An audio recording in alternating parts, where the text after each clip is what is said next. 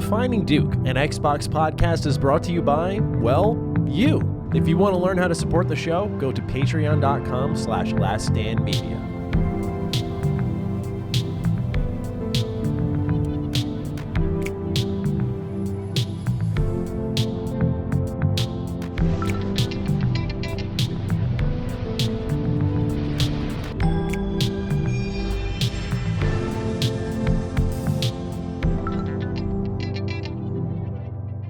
Greetings and salutations, and welcome to Defining Duke, an Xbox podcast, episode number 276.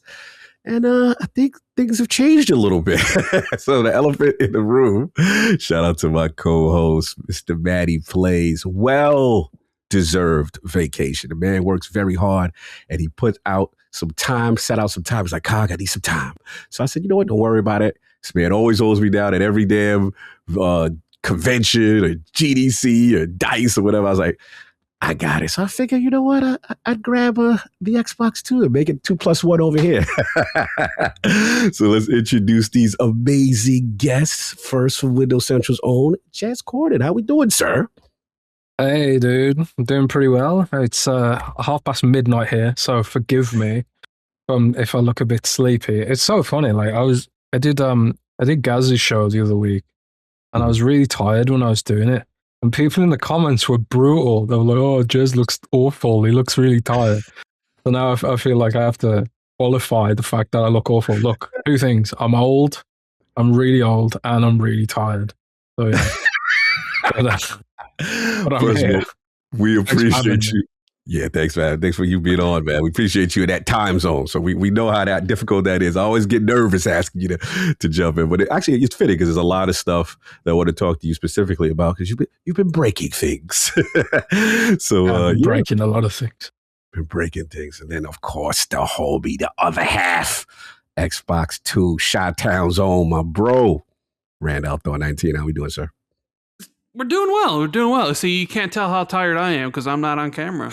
That's what Jez should learn, you know? Be like, you don't have to explain how tired you are if people can't see you, right?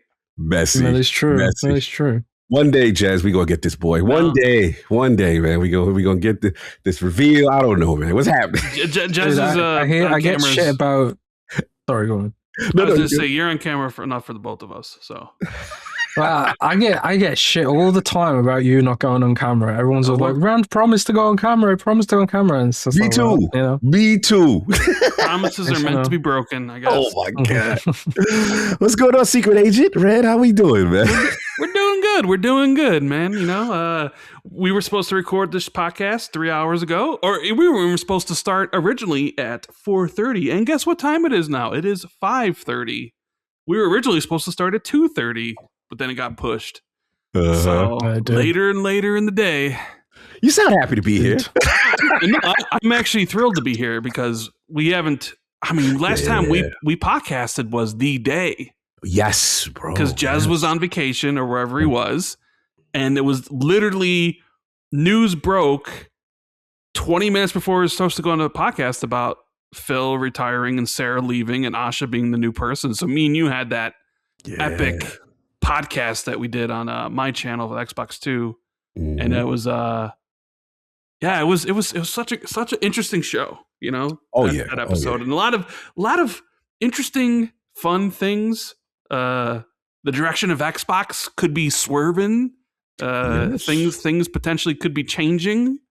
You know, so I'm sure you have a lot that we on the docket to talk about. Oh yeah, for sure. I mean, that was an explosive episode. Some of the fun ones are like when you get that raw reaction, like right as it happens, because it was like super breaking, and we're like, yo, this was it. I remember that show. A lot of fun. Always good to, obviously hold you guys down. Obviously, Jez, you got things going on. Rand's internet's going out. Something's going on. So it's always good that we have that synergy, and I always respect you guys. So get to do a little Xbox 2+1 and Defining Duke 1/2 collaboration. We'll do the full team because I do miss those as well. Usually like around showcases and stuff like that. So Matty did tell me, he was like, yeah, make sure you save them for one more. I said, all right, no doubt. So Now that intros are done, yeah, we're going to talk about, obviously, as far as the business side. Early access for the show goes live on Thursdays over on patreon.com/laststandmedia and hits free feeds like Spotify, Apple, Google Podcasts, and plenty more on Sunday. Furthermore, you can watch the video version on Last Stand Media's YouTube. So we're going to get right into these warm-up questions, right? First one starts from Azoff.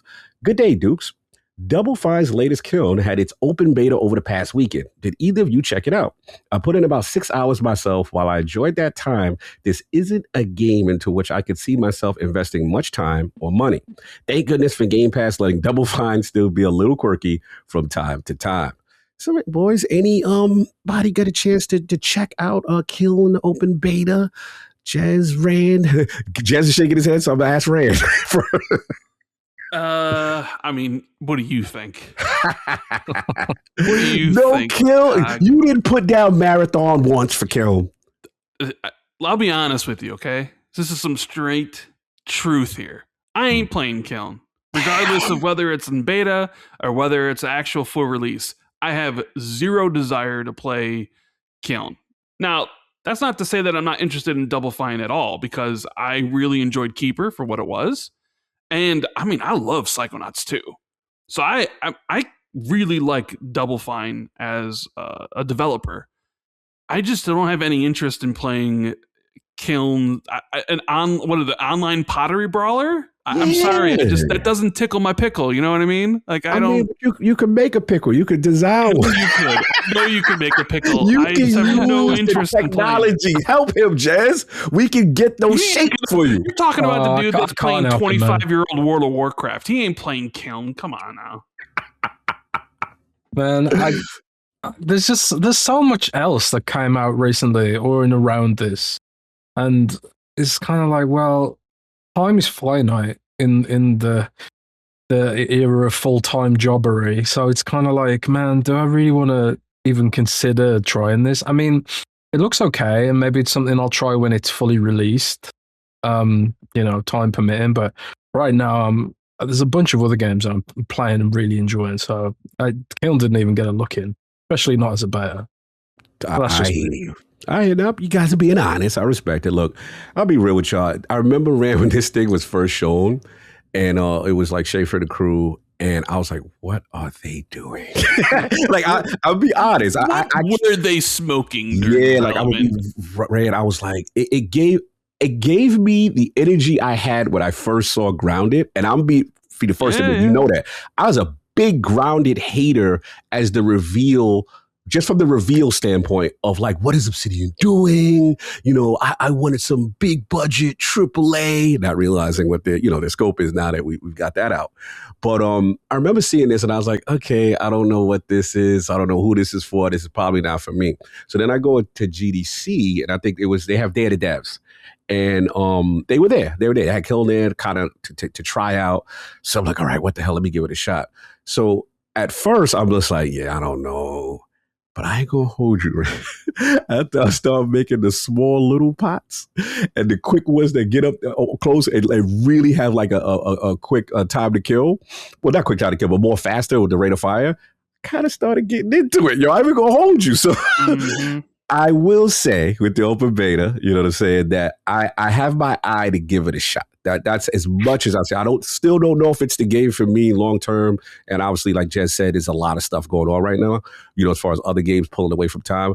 But I was surprised how addicting it was. And I was having fun as it went on. So it's got to be honest. But one day we'll pull you away from America. Here's a question for you. What's up? How do we feel about the beta being only on Steam? Good question. Because I'm reminded of Towerborn when it originally launched and it was Steam only. I think originally like early access before it eventually came to Xbox. But I mean, you could make an argument, Towerborn is just like a global publishing deal. Like Double Fine is Microsoft-owned Xbox Studio. And should the open beta have been on Xbox? I mean, you would think. Why not?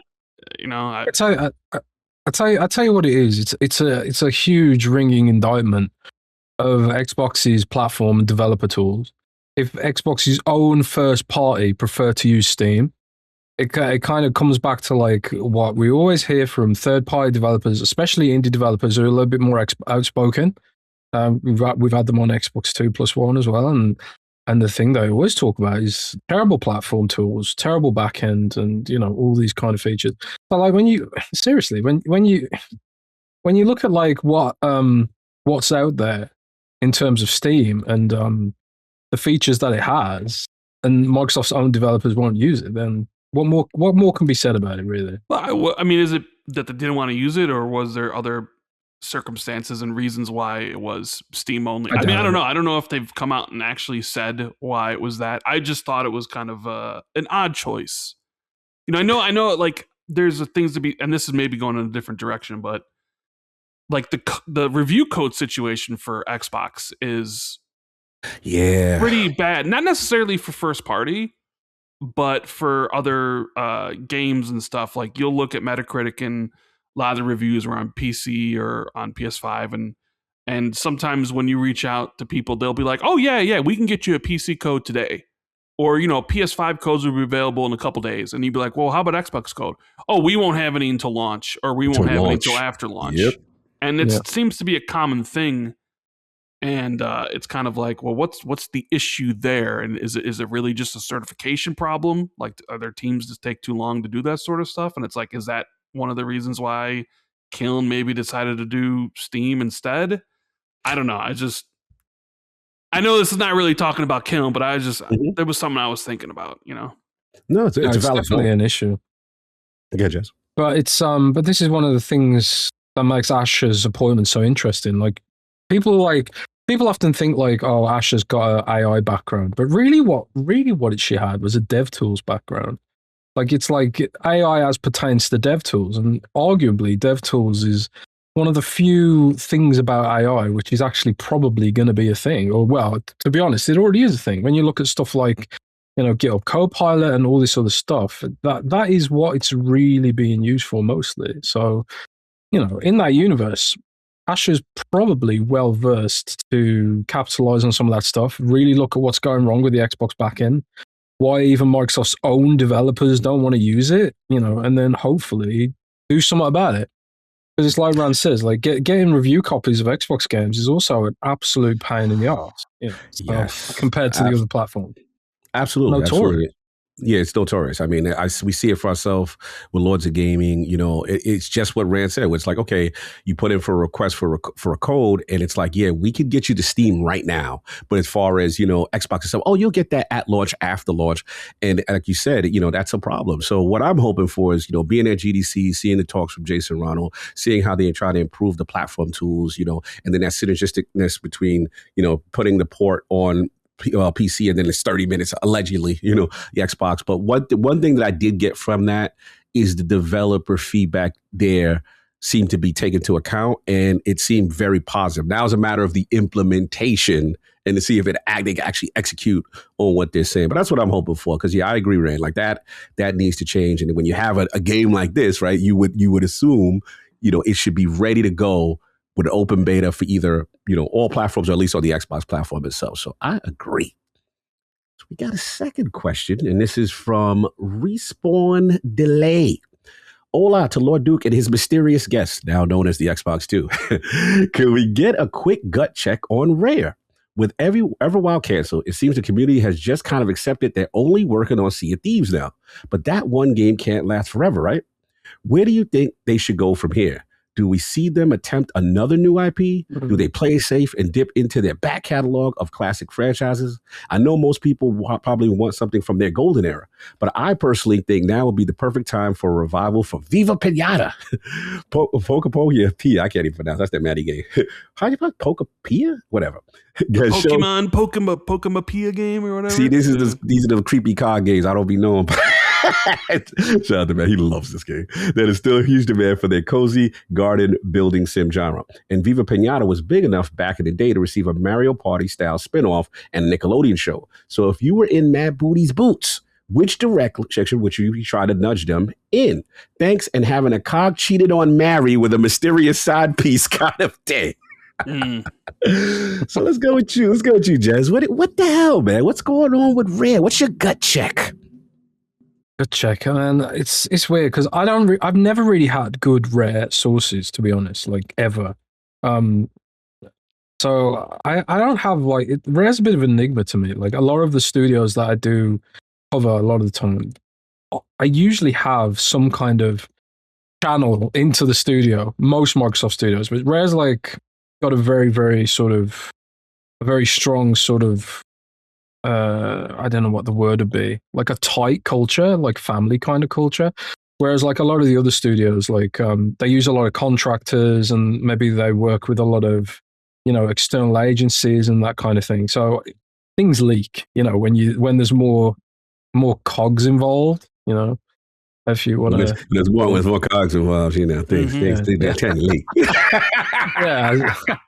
Yeah. But so I couldn't tell you, like, from a, I don't know, reporting perspective, what the hell's going on there, I suppose. But for me, like, analytically speaking, just my opinion, like, I don't think that can, surely Sea of Thieves can't last forever. It's a great game, but it's also, it's surely got a hard cap in terms of what it can potentially do. I know they've got a really passionate community around that game and stuff. So, it's not like, it'll die on a vine overnight, kind of like Rand always claims me about how old World of Warcraft is, but it is, at the end of the day, the people that play Warcraft are people that have been playing it since forever, right? And they are enough to keep it sustained. For now. For now, But that's the difference. Is like, World of Warcraft subscription based on top of microtransactions, whereas Sea of Thieves is purely microtransactions, all cosmetic microtransactions, no like real like pay to win, no sort of, not to the same degree as, not the kind of hooks that maybe other games have when they're are funded by microtransactions. So you get to a point where it becomes tricky for the business because you've got your server overheads, customer service, the devs have to be paid and all that kind of stuff, and you have to pay for ongoing content. So in that universe, like, there is a point where it becomes kind of unsustainable. And you either have to decide, do we move on from this or do we double down and invest more in it? I think like you've seen maybe Overwatch is a recent good example where they were just like, Overwatch was doing really badly for a long time, and they decided, actually, we can still do something with this. So Overwatch got a ton of investment over the last couple of years, or the last year, really, I should say. And now it's like, it's really popped off and it's, reclaimed a lot of market share from Marvel rivals. And it looks like it's on a tear again, frankly. But can Sea of Thieves do something like that? For me, I think like maybe it's time, either for a Sea of Thieves 2 with a more ambitious scope, a more ambitious, engine, maybe more ambitious features, maybe even a more addictive gameplay loop. Because I think for a lot of people, just getting cosmetics is not compelling enough. That was my issue. I think like, I always wanted like, what would Sea of Thieves look like if it was more PvE oriented? What would it look like if it was more RPG oriented, like with levels and, the illusion of power and growing, that's the kind of Sea of Thieves I would want to play. But then a lot of people would say, well, then it's not Sea of Thieves anymore, So I don't know. It's up to them at the end of the day. It's their game, but I don't know what they're going to do. No idea. It's their game, but they have to have something else in development.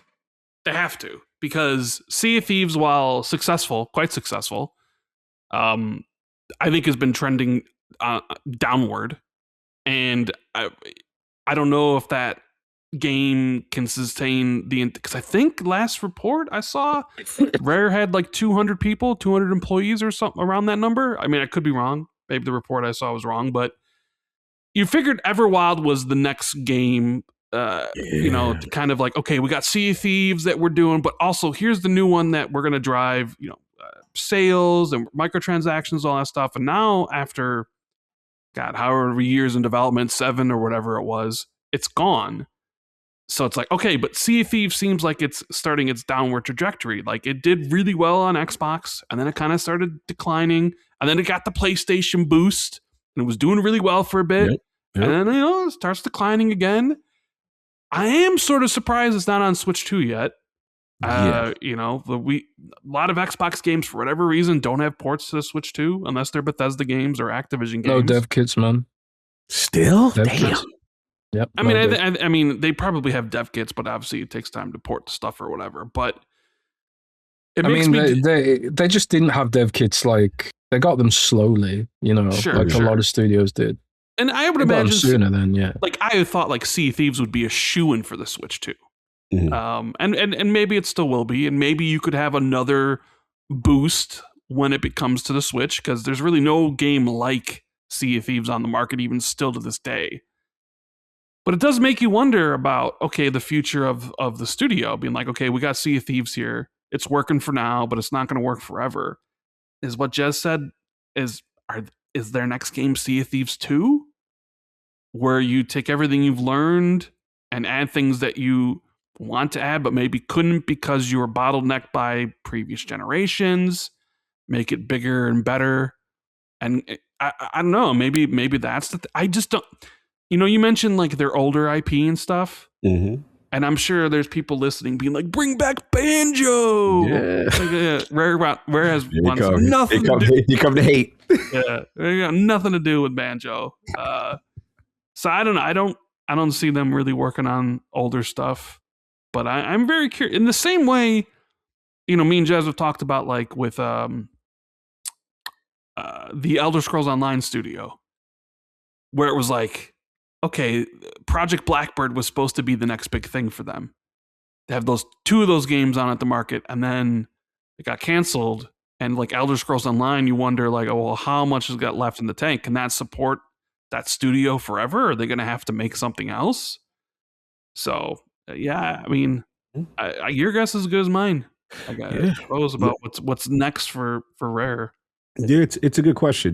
This is one of those studios I'm super curious about because the logical choice definitely feels like Sea of Thieves too. Even though I'm not the biggest Sea of Thieves guy, I understand the appeal. I understand the uniqueness. I understand the fun that it brings. Shout out to Ben Smith, from LSM that we used to have on. He would just sing its praises, and it has a very loyal community. I do remember the issue with crossplay and stuff like that. So I guess a lot of it would be scope, expanding it. But I'm like you, Rand. Like I personally just want to see them attempt something else. And that's where the disappointment of the Everwild cancellation hit me, because even though we didn't know what it was, I just remember seeing a little cinematic with a seance or whatever. And I like the art style, kind of thing. And I was just like, man, I was just happy to see them doing something else. So I guess the other question, I have is with I believe Craig Duncan initially was from them, but then he went to another role with Xbox Game Studios, managing stuff like that. So a little bit of an internal shakeup. I'm just wondering how they're structured and if they're capable of multiple projects at one time kind of thing. Obviously other Xbox Game Studios can do it. I don't know the way they are structured, but I would just love, even if it was a AA title, and that's me saying the guy that wants AAA from them sometimes, but I would love to see them try their hand at something new. I do think there's a lot of potential, a lot of history to the question that came in. I would like them, I would say, to be nudge. I want a studio to do what they want to do creatively, but I don't want them to be in the salt mines of Sea of Thieves is kind of where I'm going with it. But yeah, that's what I got, unless you guys satiated with the Rare topic. Defining Duke and Xbox podcast is brought to you by Shopify. Starting something new isn't just hard, it can be absolutely intimidating. So much work goes into it that you're not entirely sure it will work out, and it can be very hard to make that leap of faith. Trust me, I know. When I started my podcast business with ILP, Lords of Gaming, and Lords After Dark, we came from absolutely nothing. No help, no guidance, and no huge support. In the beginning, I wasn't even sure what I was doing. What if nobody listens? What if nobody supports the product? Now I know I was right in believing in myself, despite all the fears and hesitations. It also helps when you have a partner like Shopify on your side to help. Tackle all those important tasks in one place, from inventory to payments to analytics and more. No need to save multiple websites or try to figure out what platform is hosting the tool that you need. Everything is all in one place, making your life easier and your business operations smoother.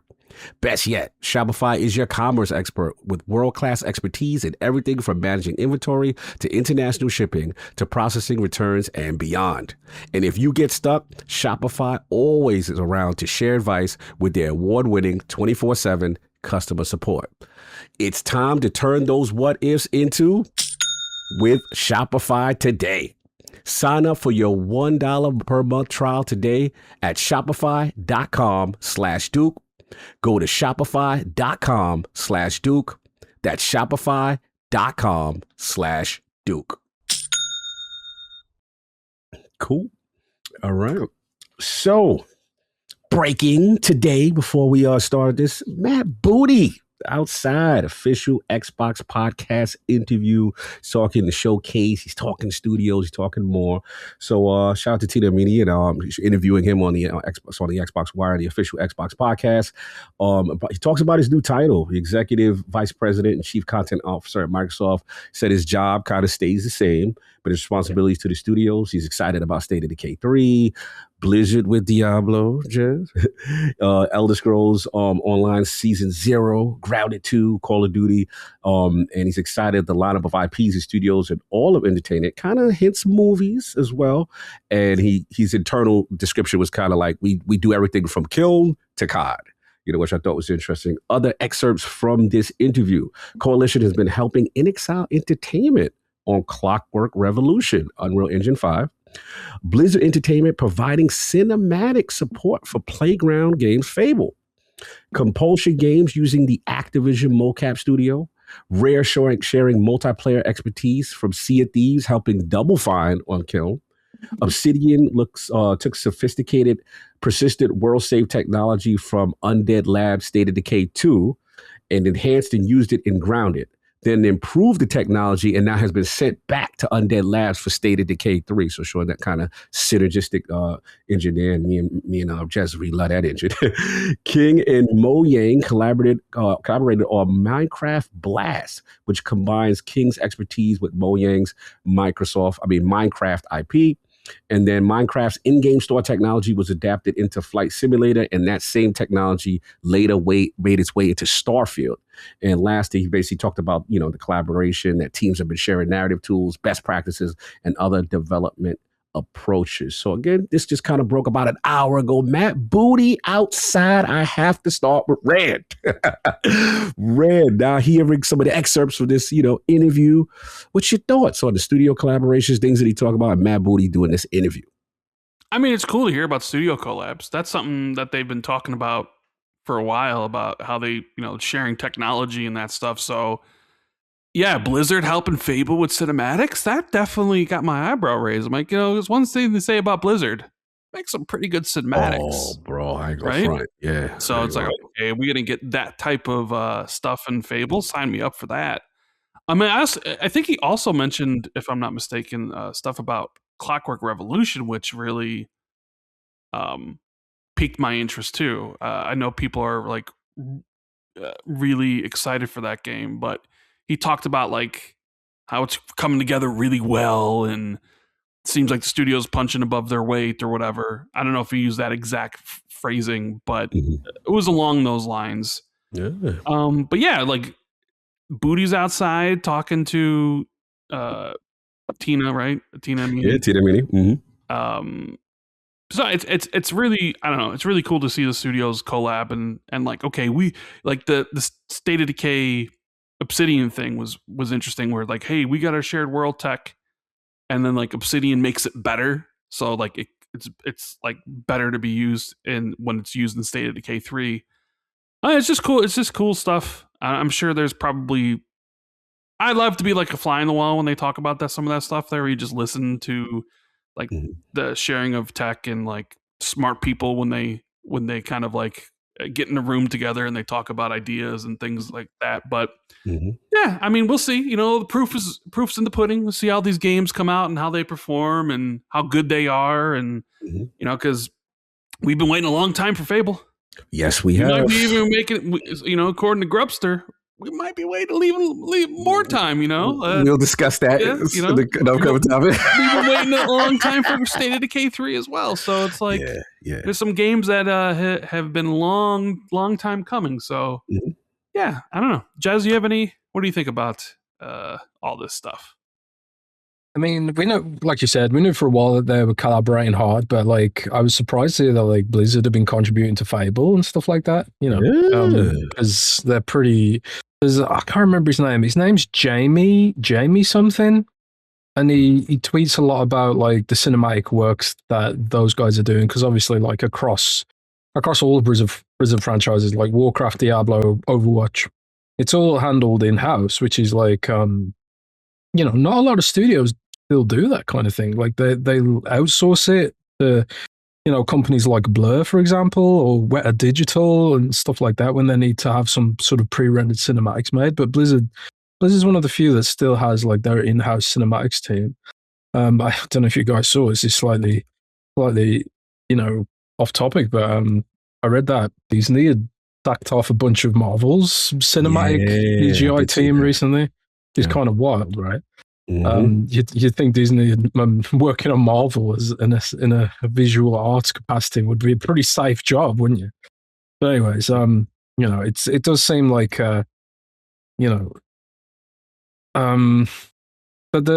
it's sort of become like I don't know how to call it, how to describe it, because Nintendo like doesn't name its studios, right? But they all kind of collab and pitch in with each other, and this is the similar sort of culture that Blizzard has, where Blizzard doesn't have like, it's not like internally they've got like the Warcraft studio or the this studio or whatever. I think they have like these numbered teams, but they all collab together and cross pollinate and things like that, and which is what like a lot of Blizzard's older games like like Heroes of the Storm and Warcraft 3 even, which a lot of other devs would have probably shut down.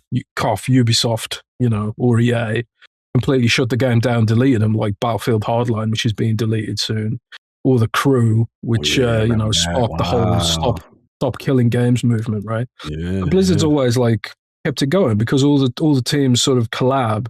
So like maybe like some people from the Warcraft team, maybe they'll pop off and do a little patch for Heroes of the Storm, for example, here and there, and keep that game going. So to hear that all of Xbox All Up is working towards that kind of unity should have, like, I would have thought, a sort of snowball effect over time, and making them like the tools, the techniques, the expertise sort of eventually get to a point where it's all sort of working together in a sort of well-oiled machine capacity.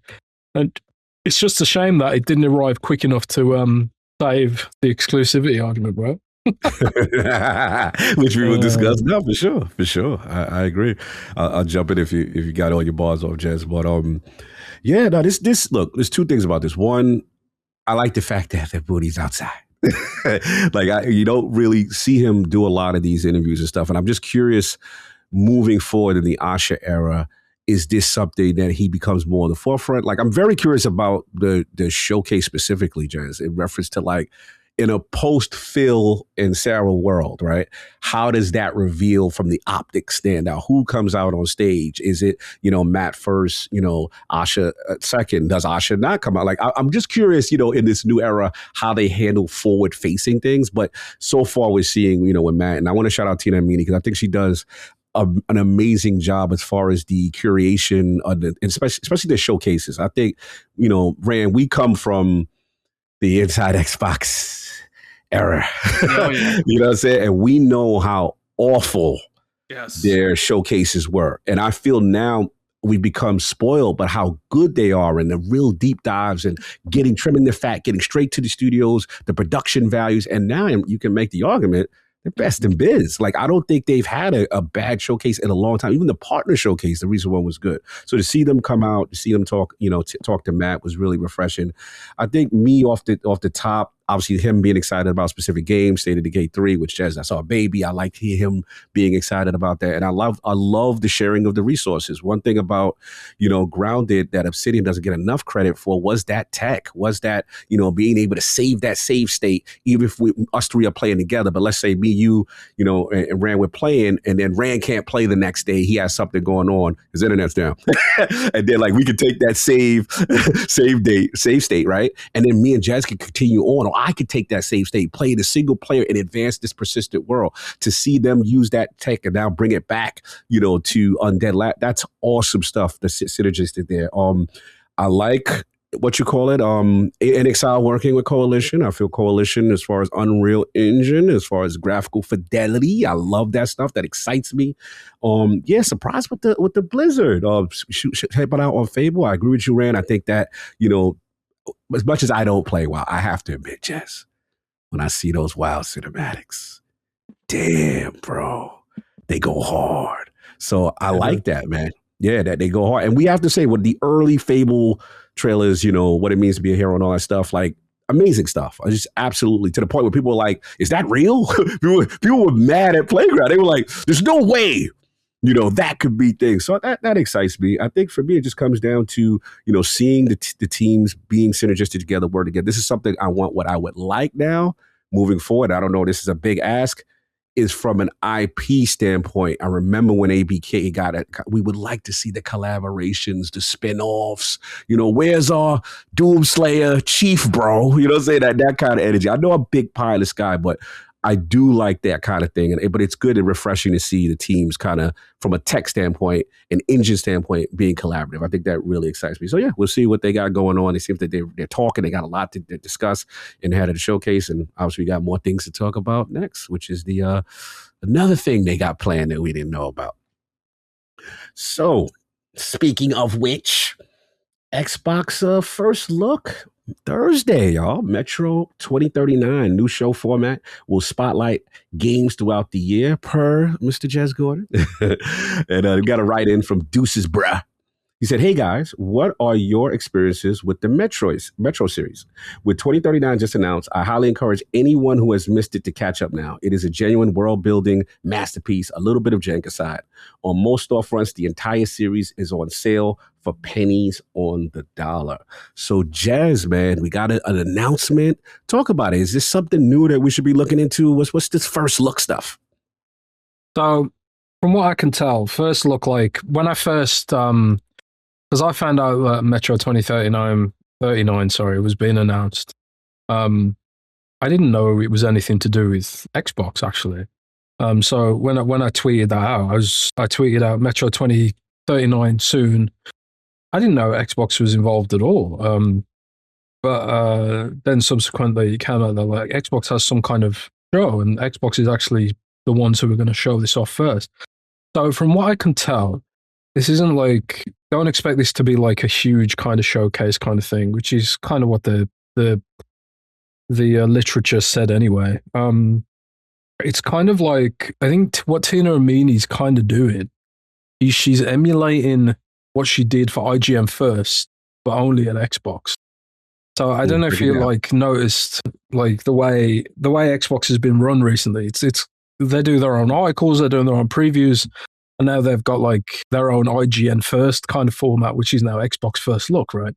I think that kind of they're just kind of sensing a universe where the games media is probably not long for this world. They're thinking, well, we probably have to make our own outlet to sort of showcase some of this stuff. And I think, honestly, that's forward facing of what it is, you know. So I'm expecting so look at like the IGN first kind of formats, and that'll probably give you an idea of kind of what it's going to be. There's going to be a little bit of gameplay, some talking, some maybe interviews with studio heads and give you a glimpse of the game and that kind of stuff. Don't expect like a huge deep dive or like, a 20-minute walkthrough or anything like that. It's very much going to be like a very early kind of tease. And I think it's more about like, we need to announce this game because we need to start recruiting and beefing up the studio, and it's going to be impossible to keep a secret, right? So I think that's more what it's about. But it's going to be an interesting new format for them, and they'll probably be doing it more and more and more as, games media, like I say, not long for this world.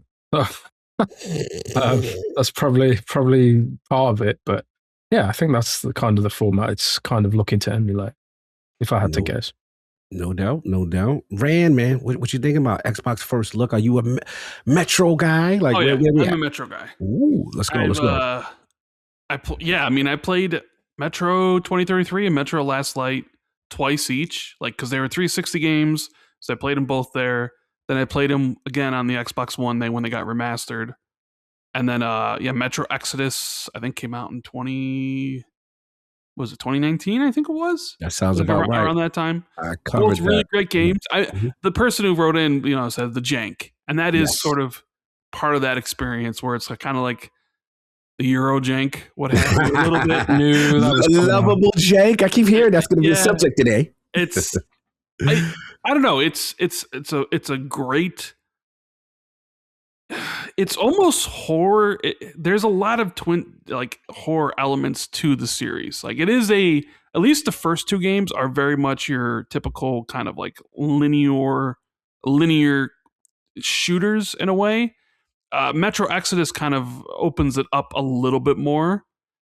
And as someone who's really likes the franchise, I've been looking forward to whatever they do next. They were purchased by Embracer during all those acquisitions, and it was like, okay, what are they doing next? Well, yeah, it's scary. There, the Embracer acquisitions have not gone down very well. And then before this announcement, Metro 4 leaked like almost in its entirety, and it was like, oh, because they were working on that game for a while, and then they scrapped it and started over because this will be 7 years since the last Metro game.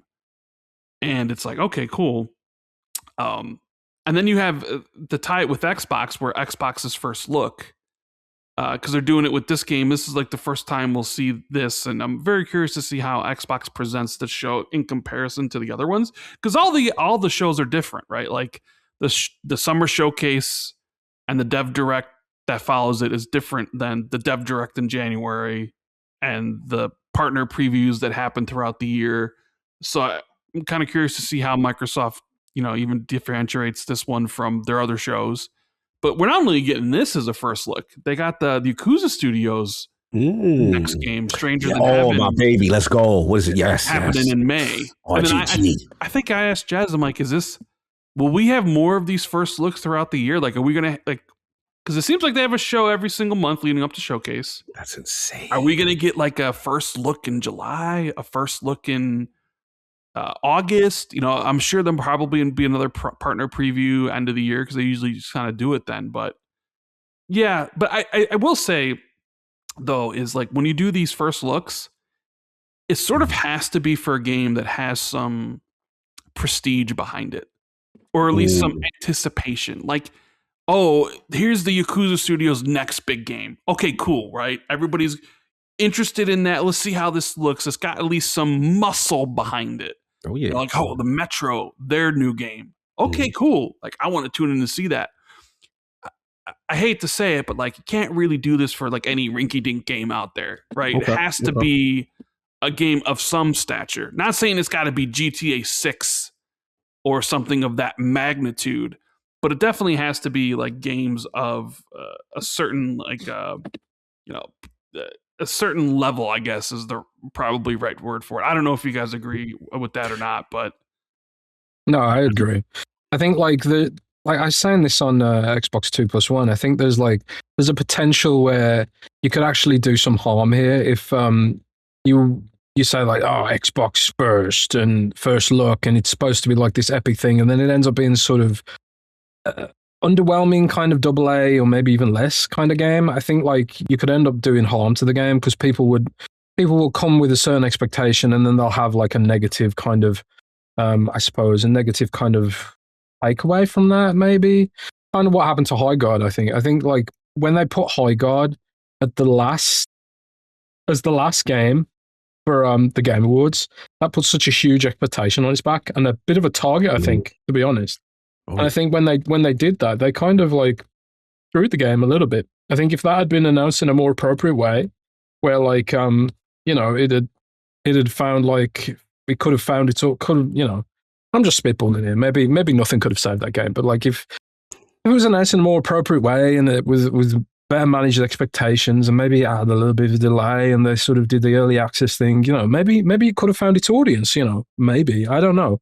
But I think managing expectations is a hugely important thing. So I suppose like I've got the idea Xbox shows for smaller games. So if Xbox First Look is kind of going to be like Xbox First Look, maybe is going to be more of a maybe high-end AA, maybe up to AAA kind of games, I would imagine. But I suppose we'll see what happens. You think it could be an extension just of like the Xbox Global, partnerships, or like just like exclusivity and stuff like that. I'm just curious because obviously they have a ton of games right now, but I'm trying to think like the mindset of why they felt, the need to do this. It's just not enough. Do you think it won't have enough breathing room as per se at a showcase, and they really want to get a spotlight on stuff that they have these kind of relationships with? I suppose so. I mean, one thing that was said to me earlier when I was asking people about it was like, our strength with this, our relationship with our studios, third-party studios, is a real strength of Xbox. And I suppose part of that is like, just by virtue of being Microsoft, they can kind of punch above their weight, because I suppose like when you're Microsoft, you've got a lot more to offer. You've got a lot more to offer than just Xbox, don't you? You've got like dev tools, you've got like things like Havoc and, PlayFab and all the rest of it. It's a bit different to, I suppose, like some other platforms out there where literally all they have to offer is the platform and not a lot else. So, I suppose like it could be interesting to see what else we could see revealed at these kind of formats. And I suppose like Pina Amini having like this prolific, old school game journalism background, she's going to have contacts for days in order to deliver kind of, hopefully, those kind of relationships which can build on this format and make it a staple, in a universe where we're not going to have games media anymore. In that universe. Look, man, I'm all about shows and them, being outside. And like I said, I love this timeline where they have stuff to talk about in games. I'm here for the games, bro. That's it. Games, you give me the games, I'm here. I like, them talking about it. Obviously, I'm not a huge Metro guy, but I understand the importance of the series. And I understand a lot of people are excited. Obviously, shout out to, Deuces, bro, who's super excited for the Metro series. Yeah, I can't recommend it enough, man. Metro is absolutely amazing. Like when I've actually seen the first look thing, after I watched it, I was like, I'm going to reinstall all the games. So like the bundle, the bundle. He says that. We'll see. We'll see if he plays them. You got to see if he actually fired up. I was actually like, I'm gonna record footage for the podcast of Metro. Yeah, good. Let's go. It's gonna. Wait. Be relevant, did he drop where he said he saw? He saw it. You peeped that. That was a smooth. Just because he saw Metro. Sure you're allowed to say such words? Or wait, this isn't live, right? Yeah, this doesn't go out to what day? Well, Friday, right? Thursday. This is the thing. You say like I have like more ways than one to see these kind of things. But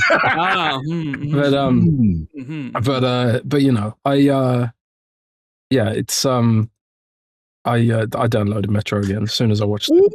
Jez is excited. Okay. Another thing. The bundle is on offer on Xbox right now. It's for me at least. It was $5 for all 3 games. So it was like 80% off. Crazy bundles over the years. Yeah.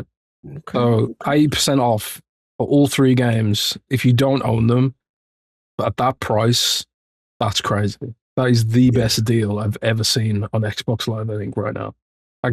Those games are amazing, all of them, and they all hold up. Just make sure you play it on proper range of hardcore difficulty. Oh, okay. That's the way to do it. Look, I'm with you, Jez, in terms of I love when a platform does that because the new IP comes out. You generate that hype. You get everyone ingrained on the older versions and say, hey, at a discounted price, or if you want to throw Game Pass or whatever you want to do, just to get people into the series. I think that's a fantastic marketing tool. I love when they do that. Yeah, I'm excited. I'm excited probably more so because I'm more of a RGG guy for when they do, Stranger Than Heaven. Do we know if that Stranger Than Heaven is also a first look or they're just something that Yes. Yeah, I think it's I like that. First look in May. Yeah, that I like. Now, to your point, Jez, my only concern is oversaturation and making sure that obviously, when you do have a showcase, it's at nature, there's going to be some redundancy. So just see how they handle that. But to your point, Tina, she's done a fantastic job when it comes to showcasing, displaying Xbox games lately. They've really hit it out the park. So I like this. I'm never going to say no to showcases, especially first look at deep dives. But to your point, Rand, you made a fantastic point. I don't think everybody could be up there as far as like, you know, I hate to be disrespectful because I love my indies, but like not every little rinky-dink game just because you got a marketing deal or you've got, you know, some exclusive thing or a Game Pass bag should be up there. It should be things that I feel are worthy of the spot. And this goes to the thing that I had with Maddie, and I think even the Lords, we talked about. This is not to come at Obsidian anything, because we felt like Obsidian with Outer Worlds 2 was the victim of a little bit of overexposure with they had like an IGN first, and they had this, then it became the showcase game and stuff like that. And I don't think that was their fault. Me personally, I think that was more to do with like maybe Gears or Fable wasn't ready to be in that spot. So I just wanted them to be careful. My overall point is just with oversaturation and how they do things. You know, just hope they line that up. But I'm excited. I'm excited for it. You know, what's interesting is like both these games that they're doing first look with could have been in the Xbox showcase in June. Like they're big enough where you could have a Stranger Than Heaven trailer. Not to say that they won't either. Like they still could, but like a Metro 2039 reveal at the Xbox showcase. So it makes me wonder if you're kind of, as you're putting together, you know, because they always say like, I remember Phil talking about this being like, we start planning the next showcase the second the showcase is finished for next year.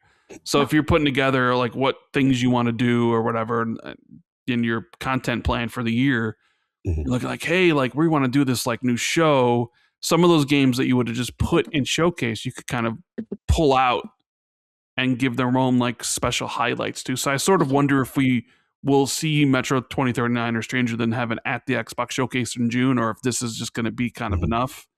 No, it's a good question. And again, I don't have a problem with it as long as it's like not a duplicate, redundant thing that we've already seen. The same trailer again. Yeah, like you have to have some advancement or some new information since the last time we saw it. So that's going to be the tricky part. And to add on to what you said, Ren, I forgot to mention during the Matt Booty interview, he was really excited about the Gears E-Day and how they had 30 minutes. Yeah, 30 minutes. He said 30 minutes at that direct. So that excites me. So it's like, okay, well, maybe, again, we're at that abundance of riches part, right? Where it's like they have so much and they really want to give a spotlight on specific things. And that's what I'm hoping, Jez. You know, you have anything to add on with that? With you know, when Matt Booty talked about 30 minutes and maybe the showcase format. He is the Gears guy after all, right? I mean, you are the Gears guy. Jez is the one that says Gears is better than Halo or bigger than Halo. So I mean, that's a low bar, man. That's a really low bar. Damn, Jez. But yeah, I mean, I don't know a fat lot about what Gears is going to look like, Gears either. You know, I've heard like people have teased me, like people I know at Xbox, and they're really hyped for it. And you know, that's one thing someone told me was like, you know, like the previous Gears games have kind of they recycle a lot of animations and assets and things like that. You know, and it's one reason why like they're able to iterate on the games very quickly. You know, because they had a lot of the game there to play with. You know. But like I've been told that this has been completely rebuilt from the ground up. Like every single thing in Gears E-Day is completely new, completely rebuilt, completely retooled. But you know, I'm just a little bit kind of like in the dark, man. I just want to see it myself now at this point. Yeah. I'm with you, man. Like all I hope for is they've got a little formulaic. I know we're getting off topic a little bit, but I got to talk about it because you're the Gears guy too. It's my thing is I want them to go off the extension of what they flirted with Hive Busters. If you remember Hive Busters, they kind of had like classes and people had individual roles and abilities and stuff like that. Just something. I know it's a prequel and they could say, okay, Marcus and Dom don't have all these abilities, but I just need something to that gameplay formula. Because I look at Warhammer outside, man, and I was like, unless you got to pay attention. That what is that 40K that came out with Titus and all that? Red. That was a full scale war. It felt like overwhelming odds. Technically, what you call it, and Marcus and Dom are going through pre Locust War and all that stuff. So I'm just pulling for them. But yeah, to your point, I like that they're quiet. I like that we don't know what's going on. But the fact that you're saying what you're saying, that people are eternally excited, and it gets back to I just need gritty, dark Gears. You know what I'm saying? Like I need that and some horde mode, and we good. You with that? Dude. I know we go. Yeah. I mean, like I just want to loop back around because you said you're not a Metro guy, man. If that's what you want, you've got to play Metro, man. Okay. Like, and one of the really interesting things about the new Metro is like the author of the original books he came out and said like this is going to be, because he wrote the books, right? And as we know, like the Witcher games are based on the books, but the author's not a big fan of the games, right? Well, this is different because the author is a fan of the games, and he's been like the way he's talking about it sounds like, you know, he's collaborating on it to some degree, and he said it's going to be darker than ever. And the Metro games, bleak, man. They're pretty. bleak. They're pretty dark as is. Okay. Yeah, they're dark as is, man. But all right, I have to install and fire up a couple of. You got now. You got to add 3 games to your list: bro. Metro 2033, Last Light, and Exodus. There you go, bro. It's insane. But we'll see what happens. But I'm excited. We'll see what's going on this Thursday at the first look. But we got other news we got to talk about. Oh, the Halo Studio drama continues. So like we talked about with the Dukes of Maddie last week, obviously Glenn Israel had that LinkedIn post. I will not read it. It was pretty long, but we got the gist. I think everybody kind of knows, if you listened to Defining Duke last week, what happened as far as the internal strife going on with the studios and accusations of cronyism and retaliatory firings and things of that nature. It was 2 posts, and then Microsoft did have a response. Shout out to you, Jeff, for putting that out there in reference to, they take all these matters seriously. But now we got new info, and this is from Rebs Gaming. And pretty much his investigation appears to, according to him, verify rampant cronyism, which Glenn Israel confirmed in the comment section of this investigation as far as LinkedIn, and falsely labeling of his position as redundant. We have another artist that has now left Halo Studios. And then he highlights a specific incident in which Pierre Hintz, I believe his name's pronounced, I always mess it up, caused most of the Halo Master Chief Collection dev team, aka Digsite team, to quit. Per the Digsite team, they couldn't justify what was expected of them without being paid after Halo 2 Master Chief Collection's E3 demo was released. Per Digsite, more years of dangling the carrot in front of them while demanding more content to be worked on for free, without pay or support from the studios, despite the recent success from that Halo 2 Master Chief Collection E3 demo. They were told, hey, we plan to give you guys contracts. They claim that never happened. And obviously internally, Pierre Hintz is considered the savior of Halo Master Chief Collection. But internally, for some devs, there's more rumblings about serious leadership problems at Halo Studios. So we're back at this again. I want to give it to Rand first, because obviously, Rand, you have a supreme passion for this franchise, and I want to start with you first. I guess you could say. What did you? It's kind of like this thing with the Bulls. Used to love the Bulls so much. Now I couldn't give a flying f about them. You know what I mean? Where it's like you're a big fan, but you've just been sort of disappointed abused for so long, where you just kind of like, whatever, dude. Like, Halo has kind of just been, I loved Halo back during like the OG Xbox days and the 360 days. Like it was the game. It was the game. Come on, like the original Halo, Halo 2, Halo 3. Like, people forget just how massive that franchise was in like, considering it was exclusive, right? It wasn't even on PC really. It was like this. Like the midnight launches and stuff, like nothing was bigger, nothing than Halo. And then we're what are we, 20 years later, or whatever it is, to about to be the 25th anniversary, and like Halo's a footnote almost essentially now when it comes to Microsoft. And it just, you're constantly hearing about how bad the studio is, or how the leadership, it's like Bonnie Ross and like, look, Bonnie Ross, like, because there were reports I remember hearing about like some Microsoft brass just wanted to be done with Halo, and like Bonnie Ross was like, I'll build the new studio, and almost in a way like saved Halo essentially, and took it under her wing. But then like, okay, there's still like, eventually there was problems there, and then like the last guy who was a studio head, there was some things that happened with him and whatever, and then what happened with Infinite, it was supposed to launch with the system, and then it got delayed a year and all these sort of things, and they didn't have a content pipeline, so the game sort of died afterwards. And it's like, okay, finally we get rid of the previous management, you think everything's like good, new name, they put the guy in charge who saved, quote unquote, Master Chief Collection, because remember that launched as a pile of dog shit, bro. You know, That's and this the is only all game comes at I like. I Look, couldn't even get that Phil, game to work, bro. as much as I love Phil, that quote's always going to stick to him. Yes. We lose their way with Halo. We lose our way with Xbox or whatever it was. I don't know if it's like, that's the quote. It's like, you've lost your way with Halo. Facts. But it's like, I don't even know if they really care because they have all these other franchises. They got Fallout now. They got the Blizzard IPs. They got Call of Duty. They have all these other Minecraft and stuff. And it's like, so Halo was the biggest fish in this small pond. Now it's just a fish in a pond or a fish in an ocean. And it just sort of seems like its legacy has this, I don't even know how to describe it. It seems like it doesn't matter to Xbox anymore in the way it used to, which you could argue is a good thing when you have like, this was the most important thing, but now we've built up all these other things to be just as important. And normally it's a good thing because I have all this extra stuff, but because of it, it's like significance is diminished. And now you're reading this stuff and it's just like, what are we in for? Like, are we going to get like this remake that's supposed to be coming out and I think isn't the reporting is that it's mostly done by a different studio.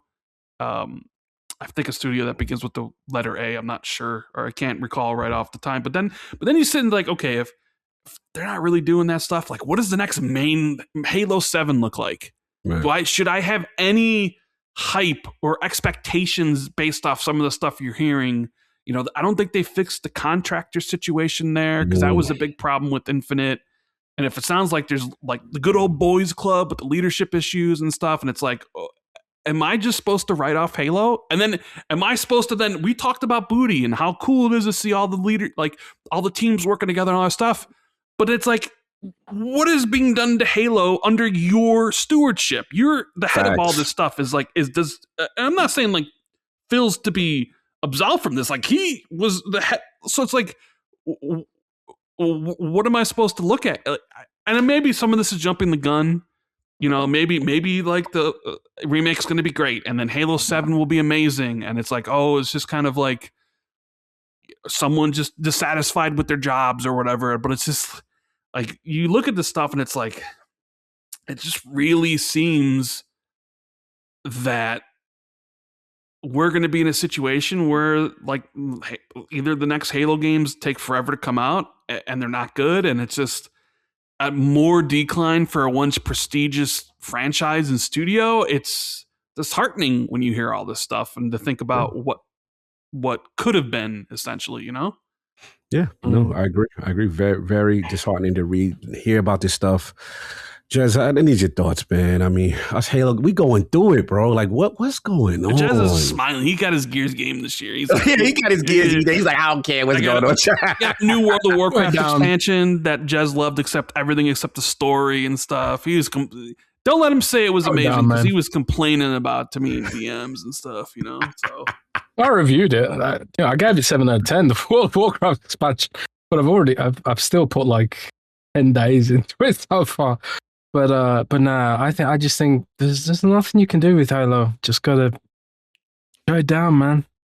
You gotta put it out. Nope, there's nothing, man. You gotta put it out to pasture. You gotta, reallocate that budget to World of Warcraft or Overwatch or anything really. Any of the other franchises. Outsource. Maybe you could outsource Halo to one of the Roblox kind of devs or something like that. See, Red, this is what I got to deal with now. I got to deal with this. You know what? It's the only way to do it, man. He says this, but you know what, Cog? Oh, you know what? Remember when they acquired Bethesda and COD? Mm-hmm, there were people that said, "Why don't you give Halo to one of the COD developers? Why don't you give Halo to id?" And I'm hearing all this thing, thinking about like the future. You know what? I think I wouldn't mind id working on the next Halo. Take a pass at it. You know what I mean? Like, hey, Machine Games, you want to take a pass at Halo? Mm-hmm. Hey, id, you want to take a pass at Halo? What? Hey, Treyarch, you free? You up? You know what I mean? Like, I hear. I guess the question comes down to how realistic can that happen? Number one, because look, I'm with you, Rand, in the sense like we're at a point where it's like, how many chances does a studio get? at this stage with this amount of resources, this budget, and allegedly these continued issues, right? And me, I'm never in the business of like, hey, someone should be fired or get rid of this person. But there has to be a point, though. There has to be a point when you have enough evidence, and this is disturbing. Like cronyism, good old boy. You can't do it. Like everything seems to scream, I'm blocking whoever it is or group that is, creators from doing what they want to do. Because the minute they leave, it's a huge expose about how horrible it is. And we still see the same old problems, as far as, contractor stuff and specifically with this dig site stuff. Because again, in fairness, I don't know. I'm just going off the reports. But, one member of the dig site team said, Pierre told us that we could leave the team since unlike him, mind you, they said they were working for free. They weren't born with a gun pointed at our head like a full-time employee, so to speak, meaning they wouldn't understand real stakes and consequences. This is coming after a demo where apparently it really impressed, and then they were kind of nudged to continue to work on and make free content. So you got this, you got, the level of churn and turnover. And it's just like, the last thing I have to say is like, we don't ever hear about this from like Nintendo with Mario? Like this, core central IP that is critical to your brand. And it's just so disheartening. So it's just like, I guess to what you're saying, Red, I propose it to Jez, like, what can they do? Because in my opinion, I said this last week, this is the biggest challenge I feel in the Asha tenure to attempt to correct this type of behavior, based on what we're hearing, what is alleged. What do you think about that, Jez? I mean, it's tough, man. I mean, I joke and stuff, but it's like they've always said, like you lose your way with Halo. You kind of lose your way with Xbox, and it was for a long time absolutely an absolute pillar of the brand. It was like the digital. It was the part of the brand that was sort of represented the hardware in a way. It was the Mario. It was the Mario to Nintendo's Nintendo, and I don't know if PlayStation has anything equivalent really, but Halo was such a weapon in Microsoft's arsenal, and in the post exclusives era, which is kind of where we're at now. Exclusives aren't really a thing now, really, for Microsoft. I suppose like the importance to actually have a Halo deliver for the brand is diminished to some degree. So it's maybe not as critical as it used to be. So really, you're just sort of looking at like, whether or not it even has potential. Clearly, there's still a huge fan base there. Clearly, there's still an absolutely massive, passionate fan base that could like, would show up for a high quality release. But at the same time, it's kind of like you actually have to deliver the high quality release, and is that something that's even possible in but this the thing is, situation? I would argue they did deliver a high quality release with Halo Infinite. I mean, rose tinted glasses, people look, but I mean, you remember what it was when it came out, like the adjectives and the superlatives where people are like, the king is back, right? You would think with how people talk about Halo Infinite that it was like a 60 Metacritic game, like it was Rise or something, or it was like Sea of Thieves, but you look at it, it's like an 88. People loved Halo Infinite. People really enjoyed the campaign and the changes it brought. And the multiplayer was excellent. Some would argue that maybe best in the series or maybe top 3, right? Because everybody has their initial rankings of like their favorites. People only turned sour on Halo Infinite like after launch when there was nothing. When they would go 6 months with no new stuff and then people fell off the game. So like they did have a high quality release, but in the era of live service where you constantly need more and more and more, they shit the bed essentially. And the game suffered because of it. Now they upended the leadership stuff and we thought, okay, well maybe they're putting the right people in charge. And now we're like, well, maybe they aren't, which then says, well, what does the next Halo game look like?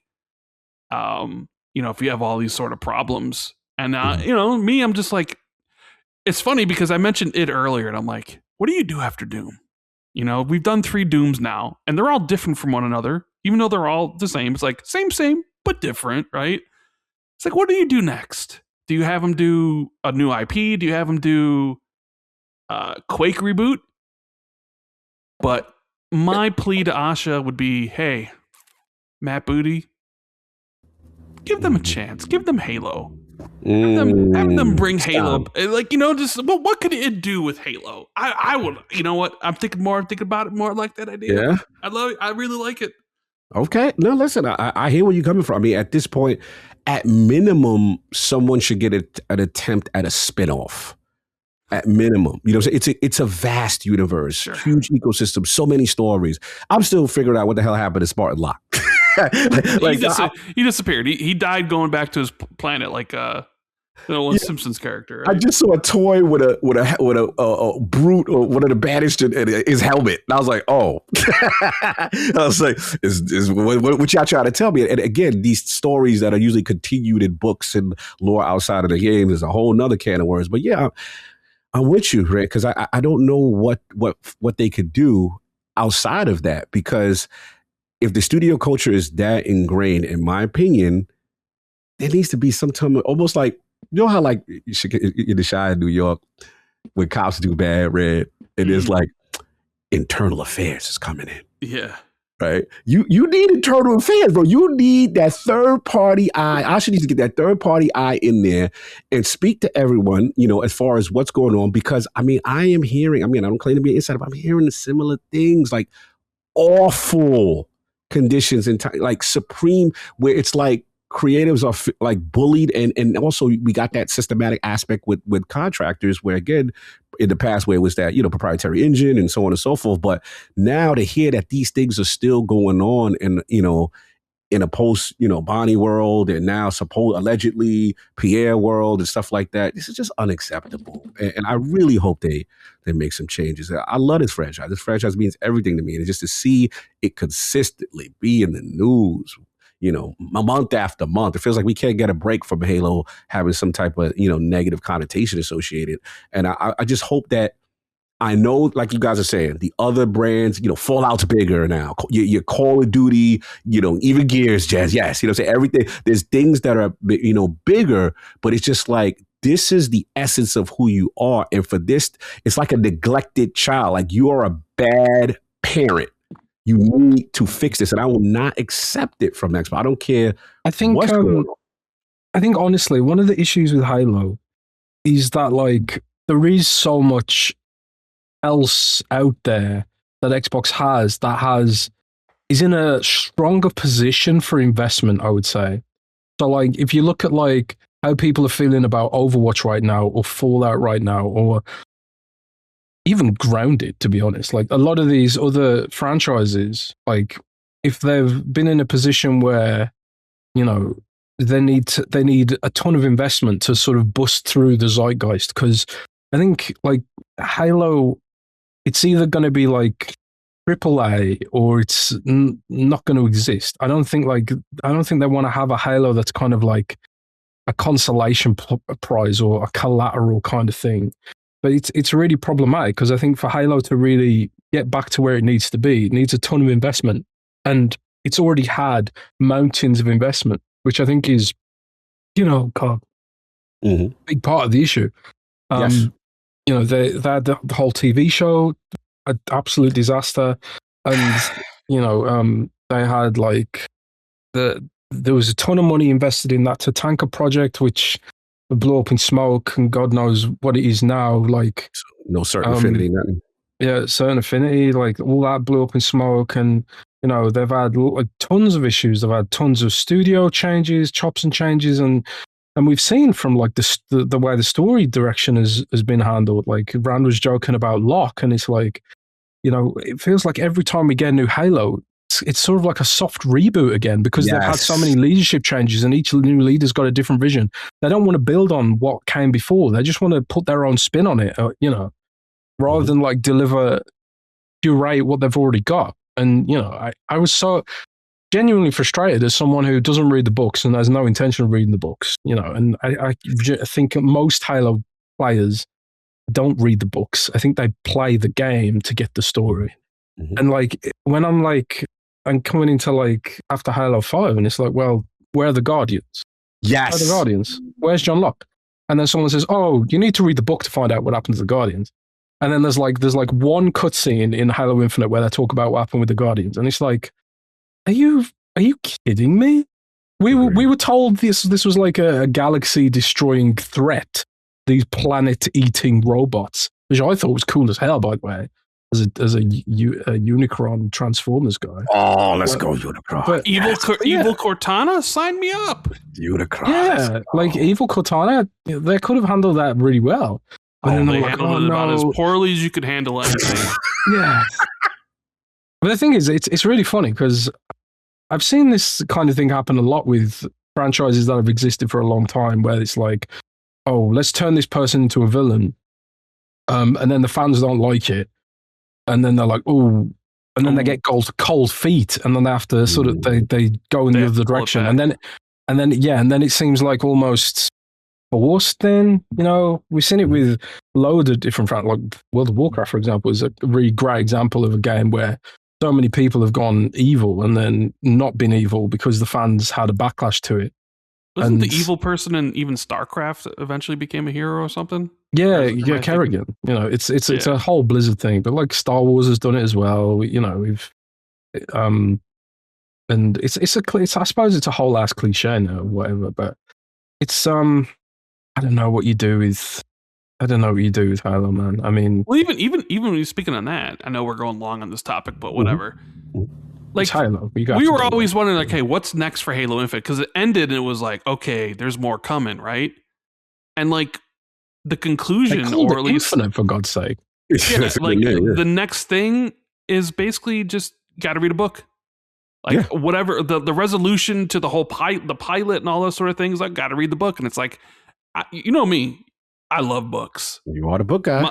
My TBR is massive. I ain't got time to read all these Halo books. So I'm not someone who can be like, let me just pick up the latest release of the Halo series. I've never read a single one. I need to start from book 1. Okay. I can't just start at book 30 and do that or whatever. And it's like, okay, we're going to put all this stuff here. But it's also, I don't know, maybe this is veering off topic, but also kind of like maybe a thing with Microsoft in general, at least for another franchise, because, you mentioned Gears. Mm-hmm.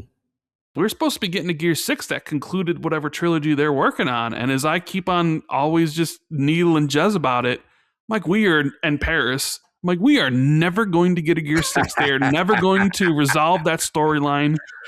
If this game is more successful than the others, I mean, why, you would hope so. They're going to continue to make games within the new timeline of the prequels. And they're going to completely forget about like the end of Gears 5 with that choice you had to make and like whatever resolution that they're never going to go back to it because how long look how many years it's been since Gears 5. 2019 to 2026. That's 7 years. Like, okay, like you say, maybe they could do it faster next time. So maybe it's a 5-year turnaround or something. Okay, so next Gears game, you're looking at 2031, maybe 2030. Okay, well then, you know what I'm saying? Like you're getting up there. And it's like, I love it because Jez gets so upset. Like, Jez, they're never going to finish that storyline. Just like they're never going to finish the storyline in Halo Infinite, and you got to read a book. Maybe they'll write a Gears book where it finished. So if you want to find out what happened at the end of the Gears thing, you got to read the book, Or maybe it'll be DLC in one of the Gears stuff, I hate it. Like Blizzard does it too. Like Blizzard does it. They do it all the time. It's like, okay, you want more context on this? Read a book. And the story is a complete mess for it. Now, imagine that for 20 years. Where you've got a new expansion coming out every like 1 to 2 years in Warcraft, and for 20 years they've been not finishing storylines and putting them in books. If you're someone who's not read up on what's going on, World of Warcraft has the most insane, complicated, convoluted story in the history of the medium, I would think. Mm-hmm. And the problem is, like, you look at like Halo and Gears and all these other things, like. All these games seem to be going the same way. And I suppose it's because like new leaders come in, they want to do their own thing, they want to put their own spin on it.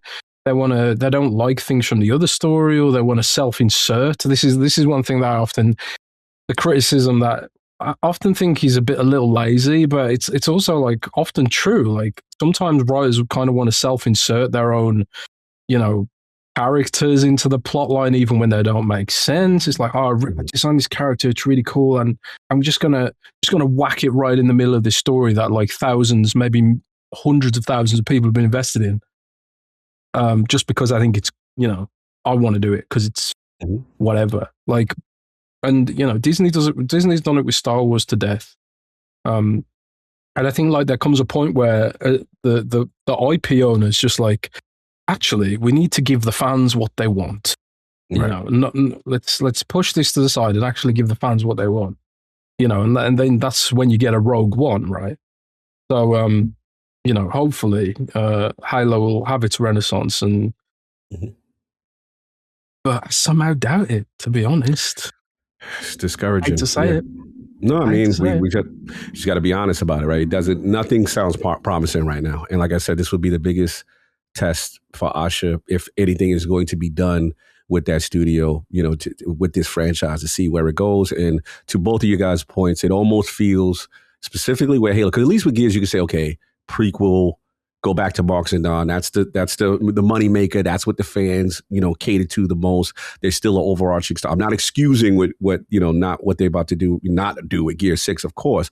But I think if you put a gun to the fans' head and say, okay, which one do you guys want? People are gonna say Marks and Don. But I think with Halo, it almost feels like, in a weird way, like the Final Fantasy series, where it's like it's almost a new thing all the time. Minus the fact it's Chiefs coming back, you know what I'm saying? But it's a new threat, it's a new existential thing going on, and you don't have that continuity. And that part is pretty, discouraging. So we'll see what happens. This is going to be the biggest challenge. I'm very curious. I mean, internally, I feel one would think Halo campaign Evolved is a slam dunk from a technical lift standpoint. Obviously, there's some concerns. Maddie already talked about, was, I think, Solid Cartographer, one of those missions where there was, small design structure that changes the design of how Halo is meant to be played. That part ran where technically you're on the Warthog, but the Warthog can't go any further. And then you kind of face those two brutes. You're supposed to do that on foot. Mm-hmm. And already it can go further if you persevere. Exactly. I remember me and my brother, man, with the trying to grenade. Oh yeah, you grenade that bad boy. Hell through the doors, man. Yeah, we used to have the trigger, but we understood what the initial design intent was, right? They wanted to make this challenging thing where you're off the Warthog and it's just you with these two crazy, beasts, and it's just like, now there's slight change. Again, I'm not one of these guys that no ADS, no sprint. I'm not that, but they have to nail the spirit. I feel theoretically they should be fine, but to your guys' point, what comes after? What's going to be, obviously, the certain Infinity thing probably is not even going to happen, but the multiplayer, what's the next Halo iteration? And the final point I got to say, if he is willing, me personally, I think you call Joseph Staten back. That's just me personally, because he was, to me, a key contributor to Infinite's success of getting over the line and understanding what it meant. We said it last week on Duke. Maddie made a good point, which is, they didn't even understand how, he's like, where's the Marines? Where are the guys, walk alongside you? The AI incorporation to get you feel like you're with soldiers and stuff like that. That's important to Halo. And I was always upset, that he left. Now, granted, if Netflix threw a bag at him, I can't complain at the man getting his bag. But if he is willing, if they are looking for additional leadership or someone to speak to, that's the man. That man has been there, a Bungie OG from the beginning. Get the soul of Halo back. That's what I want. So, Asha, if you're listening, that's my request. But that's all I got. Let you guys satiated with the Halo drama. All right. Speaking of delays, rumors, and drama, Playground Games comes out on Twitter. They confirm that the Fable delay rumor is false. So responding to someone on X where they were talking about, excited for it, somebody said, hey, they're really looking forward to Fable. The Fable X account responded directly. They said, excited to welcome you back to Albion in autumn of 2026. Outside, and again, this is a little contrary to, shout out to Grub, that's the homie, to what was initially reported that maybe there was an internal delay because of concerns of maybe clashing with GTA 6 and things of that nature. But it looks like Fable kind of got out front of that. So, Jez, what do you think about all this stuff, man? Fable kind of putting some of this to bed, so to speak. Some of my sources were kind of like, because me and Rand talked about it on our shows, but Since then, I've actually done a bit of investigating and stuff, and all my sources are just like, we said it's coming out in 2026, and it's coming out in 2026 is kind of the line I'm getting right now. Obviously, things can change. Game dev is tumultuous, and something I like. Just speaking myself, my own opinion, like I'm all for game delays. I'd rather a game gets delayed and then eventually blows me away rather than a game, ships in a rough state. Many games have shipped in a rough state and don't come back from it. Sometimes they do come back from it, but very often times they don't. Good old Cyberpunk being a very obvious top of mind example there of a game that did eventually come back. But it's there's a business aspect to be considered. They've got to ship something eventually, because if you get to a point where it's like, oh shit, we actually have to ship a product. And I suppose in some ways they're insulated a little bit because of they can use some of that Forza money, I suppose, as a business entity that can leverage some of that Forza money, right? But I don't know. There is a point where a game just has to launch, but if so far I just still think it's going to come out this year. But what about a relationship to Gears E-Day? If you had to guess, you're putting your little guessing hat on, because those are the two titles that's kind of fighting for relevance in conjunction with Call of Duty potentially for the holidays. If you had to guess, what you think might happen? Well, I think Gears comes out first is what I would guess, because especially since and again, I would never bet against Jeff Grubb, right? But if there is like a thought process like, oh God, we might have to delay this beyond 2027, you would assume then that they were planning for it to come out the tail end of 2026, I would assume. So that for me kind of suggests that, well, maybe then, maybe in that case, you've got Gears coming out a little bit earlier. Maybe, Gears oftentimes seems to launch tail end of the summer. The previous one did as well, for example. So maybe that's how that goes down. But yeah, I that's wouldn't mind that. if I had to guess. All right, no doubt. Rand, I wouldn't mind that. What you thinking, man? Fable, they outside strong, bro. We coming out. What's up? What do you think about this autumn? I don't really take that as like a thing. Like a person who runs a social media account. I mean, because the rumor was just Jeff Grubb says internally it's been delayed. Correct. To later in the year, and that it might be delayed to 2027 because they're worried about GTA 6.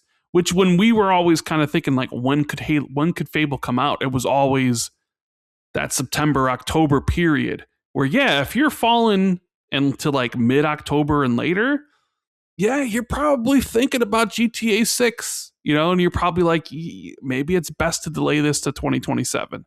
Mm-hmm. So I don't really think like a social media account being like, it's autumn 2026. Well, sure, because you haven't announced in a delay.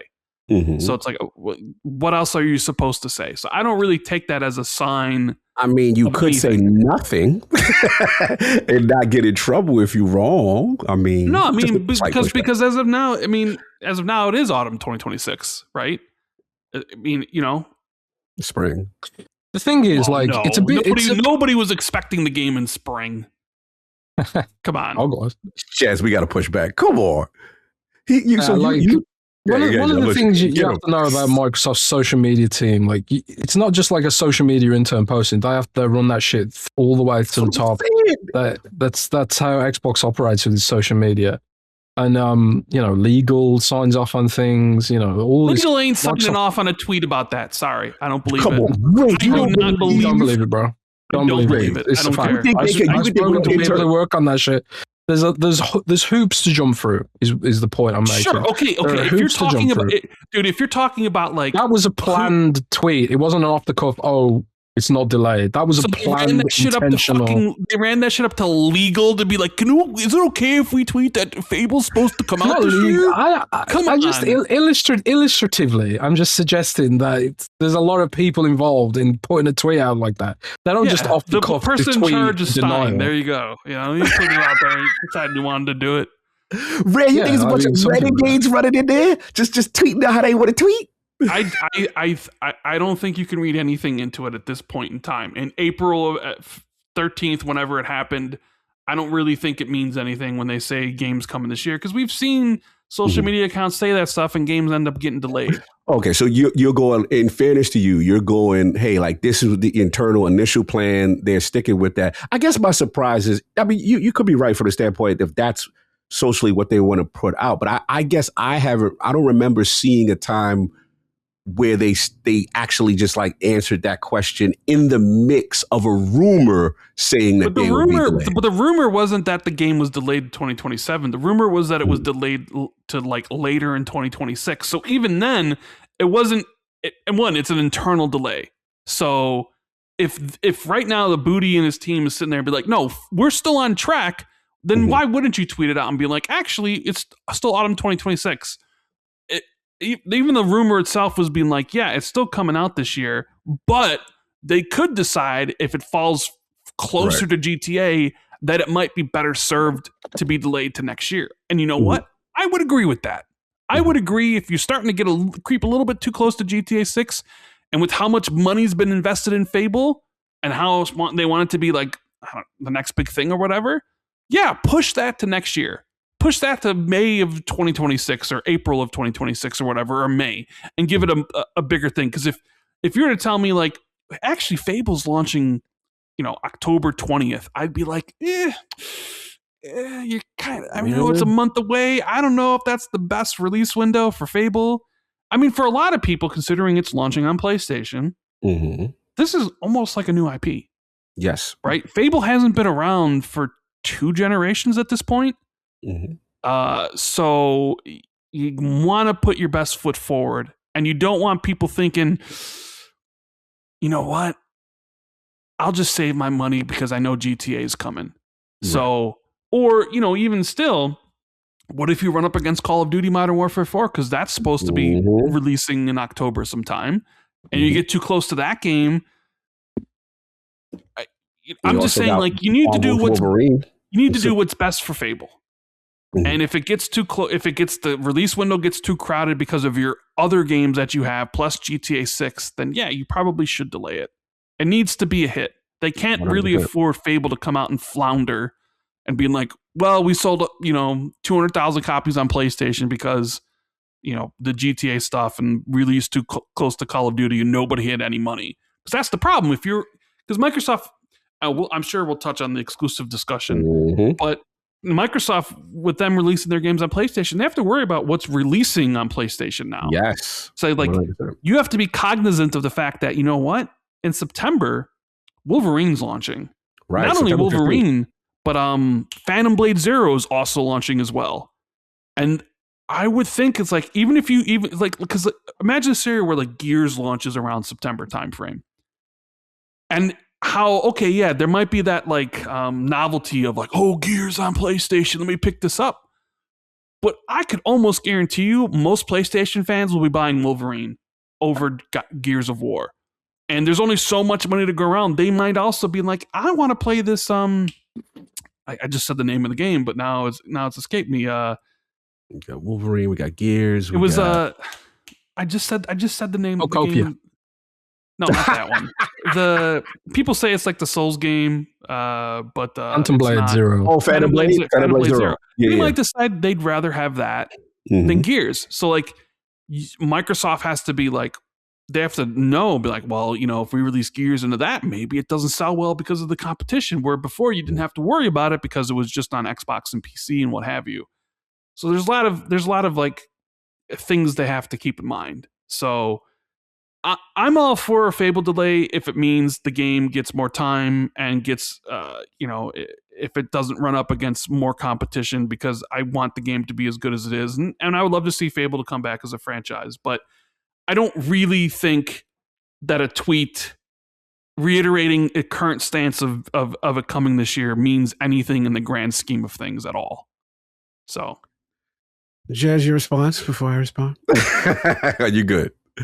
Jez No, good. I'm good, man. You hit random. No, I disagree, but you disagree all you want, sir. Yeah, I disagree. I said, bro, Twitter accounts ain't just willy-nilly doing what they want. That's just not how corporate works. You have to get an approval on certain things or it will be taken down. Now, to your point, I think we do agree is that Fable is extremely important. And they have to be very careful of where it lands, and like to your other point, where the fact that it's going to be on PlayStation, the proximity of PlayStation releases. You said perfectly. You know, Wolverine is out there September 15th. You know, Phantom Play Zero. There's so many other things that they got to be cognizant, including their own internal partners. I just thought it was interesting. That's all. The fact that they, said, "Hey, autumn still," which is confidence. Obviously that they feel that they're still going to come up. And to your point, yes, plans change. They could say that. Now internally. And then delay it. That has happened. But I guess I was just surprised that they externally still put this out at this time, despite what was going on. So I looked at it as, okay, maybe they try to internally say something. I mean, now to the public, but we'll see. We'll see what happens, say kind of thing. But I thought it was interesting. Look, I'm with you. Fable is super important, bro. Super important. I need that British humor. I need things popping off. I need that game to run well. That's super important to me. And obviously to Playground, they have 2 titles allegedly coming out in the same year. So we'll see what happens. We will revisit this with social media and all that good stuff. That's all I got. All right. It's for Red. I mean, it's actually Jazz. Diablo 4 could be coming to Switch too. So Indonesian game rating system suffered a massive security flaw recently. Most recently, the ratings, they confirmed that Assassin's Creed Black Flag Remake will introduce new content. And now information could be to reveal Diablo 4 for Switch 2 alongside the release of the Lord of Hatred expansion. So you're the big Diablo guy, Jez. What do you think about this? Switch gang? I mean, it's a no-brainer, isn't it? I mean, Switch, the Diablo client has been pretty well optimized over time. Like, I remember trying to run it on Steam Deck back in the day, and it had all kinds of like hitching and rubber banding because the RAM or the SSD or something couldn't keep up, like texture streaming couldn't keep up. But it's been really heavily optimized since then. Like, it runs like a dream on the Xbox Ally, for example. It even has it's one of the only PC games I've played which actually has an Xbox Ally menu setting in the menu. So, they've done a ton of work optimizing that kind of stuff. So I'm all for it, man. I mean, more people playing that game means more money for Blizzard, which means more Blizzard games. And we all know Blizzard games are the superior games. So the more money for Blizzard, the better it is for me personally. So that's kind of where I'm at with that. These are games that have never been, never going to be exclusive, obviously, and nor should they be. These are service games, and you only need to look at like how Forza's tracking right now. I saw some analytics where it's like Forza's tracking ahead of every single other game for this quarter by orders of magnitude. For social media engagement, the hype for that game is absolutely off the scale.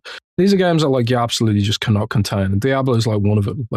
It's a flawed game. It's a deeply flawed game, but it's still at the apex of the genre. And it'll be a fantastic game on Nintendo Switch, I would have thought.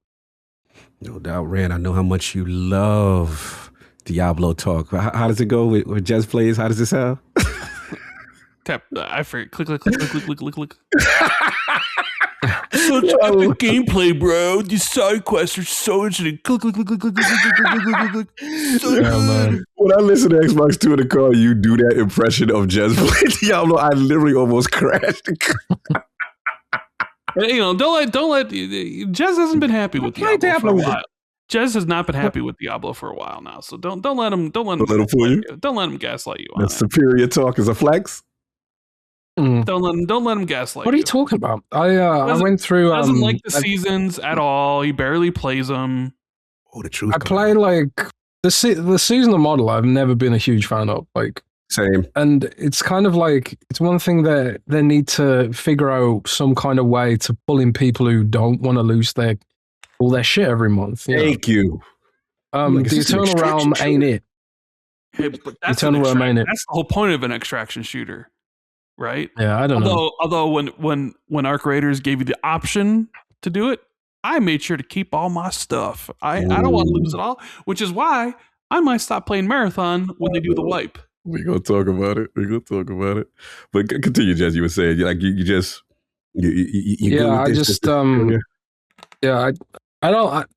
I really enjoy like the Diablo world. Like I think of it almost more like a single player game. I played some of the seasons like when they had something truly compelling, like a new class. They added the Paladin class. I was like, hell yeah, I'm coming back for that. But like most of the seasons, just like, oh, it's just different colored reskin of the previous season, and all the best stuff you buy it in the store, you don't earn it. Like, okay, maybe you can earn a cat or something like that, and it's like, oh great, a cat that I can't see because there's 50,000 mobs on the screen. It's the reward loop in that game is completely broken in my opinion. But a lot of people love that gameplay, and that's completely fine. But for things like a new expansion, which has a new story, new lore, new class, a warlock class. I've been a warlock in World of Warcraft for 20 years, so definitely want to see what playing a warlock is like in Diablo. I also played a warlock in Destiny just because it was called a warlock, even though it was nothing like a World of Warcraft warlock. But it's a warlock is a warlock. Okay. I will play if you give me a warlock, I'll play a damn warlock. So that's what we're getting in the Diablo expansion. But yeah, Switch 2 version is a no-brainer. It runs really well on even the base Xbox Ally. We know the Switch 2 is a potato, unfortunately, in terms of, when it comes to actual raw power. And that's not controversial to say, is it? It is a potato. mean, it's comparable with the Series S now. Come on now, Is it? Is it a little upscaling, though, Nah, it's not comparable with. It's comparable with the potato. So Diablo has been well optimized, and hopefully now it will run on low end devices like the Switch 2. Yeah, it's good for them because there's probably not a lot of games you can play on Nintendo Switch except for these sort of Roblox looking kind of games that Nintendo puts out. Punching up, bros. I'm trying to save you. He wilding on it. He wilding on you. Look, I listen. No, I'm just trolling. The games are great. Like Mario, fantastic. You in college shit. Brilliant. You in college absolutely brilliant. A sneaky Switch segment for your slander. But I don't got too much to add to it. I just love the fact that it's coming. The Switch 2. This is part of the vision that I thought we would see more of, as far as the experiment with games. We'll talk about going over to other platforms. And when they did decide, I'm like, okay, Switch seems like the synergistic fit. And we felt, Rand, I think initially when we heard about the multiplayer strat, even though we didn't like it, if you poll most Xbox fans, they'd be like, oh yeah, we don't care if Nintendo gets it. I thought that was the consensus. And I just think this game fits perfectly. You know what I'm saying? I do like Diablo. I love the game. Overwatch 2 just launched on Switch yesterday. Ooh, so, Overwatch 2 doesn't exist anymore. It's just Overwatch now. So Overwatch, Overwatch is now optimized for Nintendo Switch. And, again, very well optimized game. Runs on a potato. Yeah. So, it's and the new season come out. And there's Diablo skins in Overwatch 2 as well. Hey, even remember when Microsoft promised Call of Duty on Switch 2? We still haven't released one. Still waiting on that. It's coming. I mean, maybe it was a good thing they missed the last one. You know what I mean? Yeah, they got the worst ones. I mean, this is all 6, but then to your point, I think this is a good fit. That game fits perfectly. All I would selfishly want is what Jen said, which is somehow, I know that the Diablo community hates it, but that's the thing that pulls me out. It's like, damn, I got to create a new character. And then I know this probably would never happen if there was any way to play this thing offline, man. But I know just the way the game infrastructure is structured probably can't happen. But I just would love to play that like on a plane. That's the reason why I don't put Diablo on my ROG Ally, because I'm like, man, I just wish there was some way they could get around it from a design standpoint. But that's it. But I do like this news, and obviously Lord of Hatred expansion coming. But that's all I got. Unless you guys are satiated, we got one more, and then we get into what we're playing. WUCHANG, this one surprised me. WUCHANG, Fallen Feathers, dev team dissolved. Remember that WUCHANG had got, we covered this game. Shout out to Addict and myself. We covered this game at Summer Games Fest a year or two ago. And yeah, it's come to find out that the game is dissolved. Shout out to Insider Gaming Network on this one. As far as that they've been disbanded following the departure of the game's director. It was mentioned that, I'm going to butcher this name, Zia Zuan, producer and director Ed Lindsay, was fired, moving away from the studio and setting up a new project elsewhere. And then it goes on to say that apparently the remainder of the team was reportedly offered reassignment, but they declined, leading the group to a place of dissolution. This is apparently why they haven't, WUCHANG has not gotten a major update in several months. So yeah, this is also reported first. I want to shout out to gamersky.com and talked about the firing, and then obviously Save Point Gaming, which explained the comment as far as what was going on. But yeah, they also it seems that it was a first time effort, in terms of this game, and then it will be no follow up. So this is one of those ones that got the Game Pass bag, Jazz. What are your thoughts on WUCHANG Fallen Feathers? Kind of being disbanded. That's it. I think it's a shame, actually. I played quite a lot of WUCHANG Fallen Feathers. Like, I didn't complete it. I got pretty far. I think at least 2/3 of the way through the game. But I also the game was flawed, deeply flawed, and what I bounced off it for probably a dumb reason, frankly, and that's they censored the game. So I'm playing through the game, and they decided they were going to censor it because of some, I don't know what to call it, I suppose, sensitivities, maybe. Let's be diplomatic about it. There was some sensitivities with the way some of the characters, which are historical Chinese figures, were portrayed. And and country that's kind of probably, in Britain and in America, we like our satire, don't we? In Britain and America, and we like lampooning historical figures, and we like our freedom of speech and all that kind of thing. But not so much in certain other countries. So the game was heavily downranked and brigaded in certain countries because of this. And I think it hurt the game's momentum a lot. And they also suffered, I imagine, a lot of political kind of blowback, maybe even from the government. Obviously, that's a bit of speculation, but it doesn't sound like it was an easy time for anyone involved there. So what will happen with WUCHANG Studio? Probably never hear from that IP again. It's a shame. The game was solid. I really enjoyed the combat. The boss fights were unique and interesting. It was probably, I would say, one of the best Souls-likes this side of Lies of P. There's a lot of Souls-likes out there, and a lot of games don't really nail it. But I actually really love the Chinese setting and or Chinese-inspired setting, I should say. And it made me interested in the folklore and stuff. But for whatever reason, the game just didn't get the momentum it needed for whatever reason. The censorship stuff killed my interest in it because it was I've experienced the story a certain way up to this point, and now they're changing the story, bowing to political pressure or whatever, and now I'm not going to know what's going on. So I was just there's all this stuff to play. I'm going to move on now. And also, I was stuck on that fucking tiger boss, which.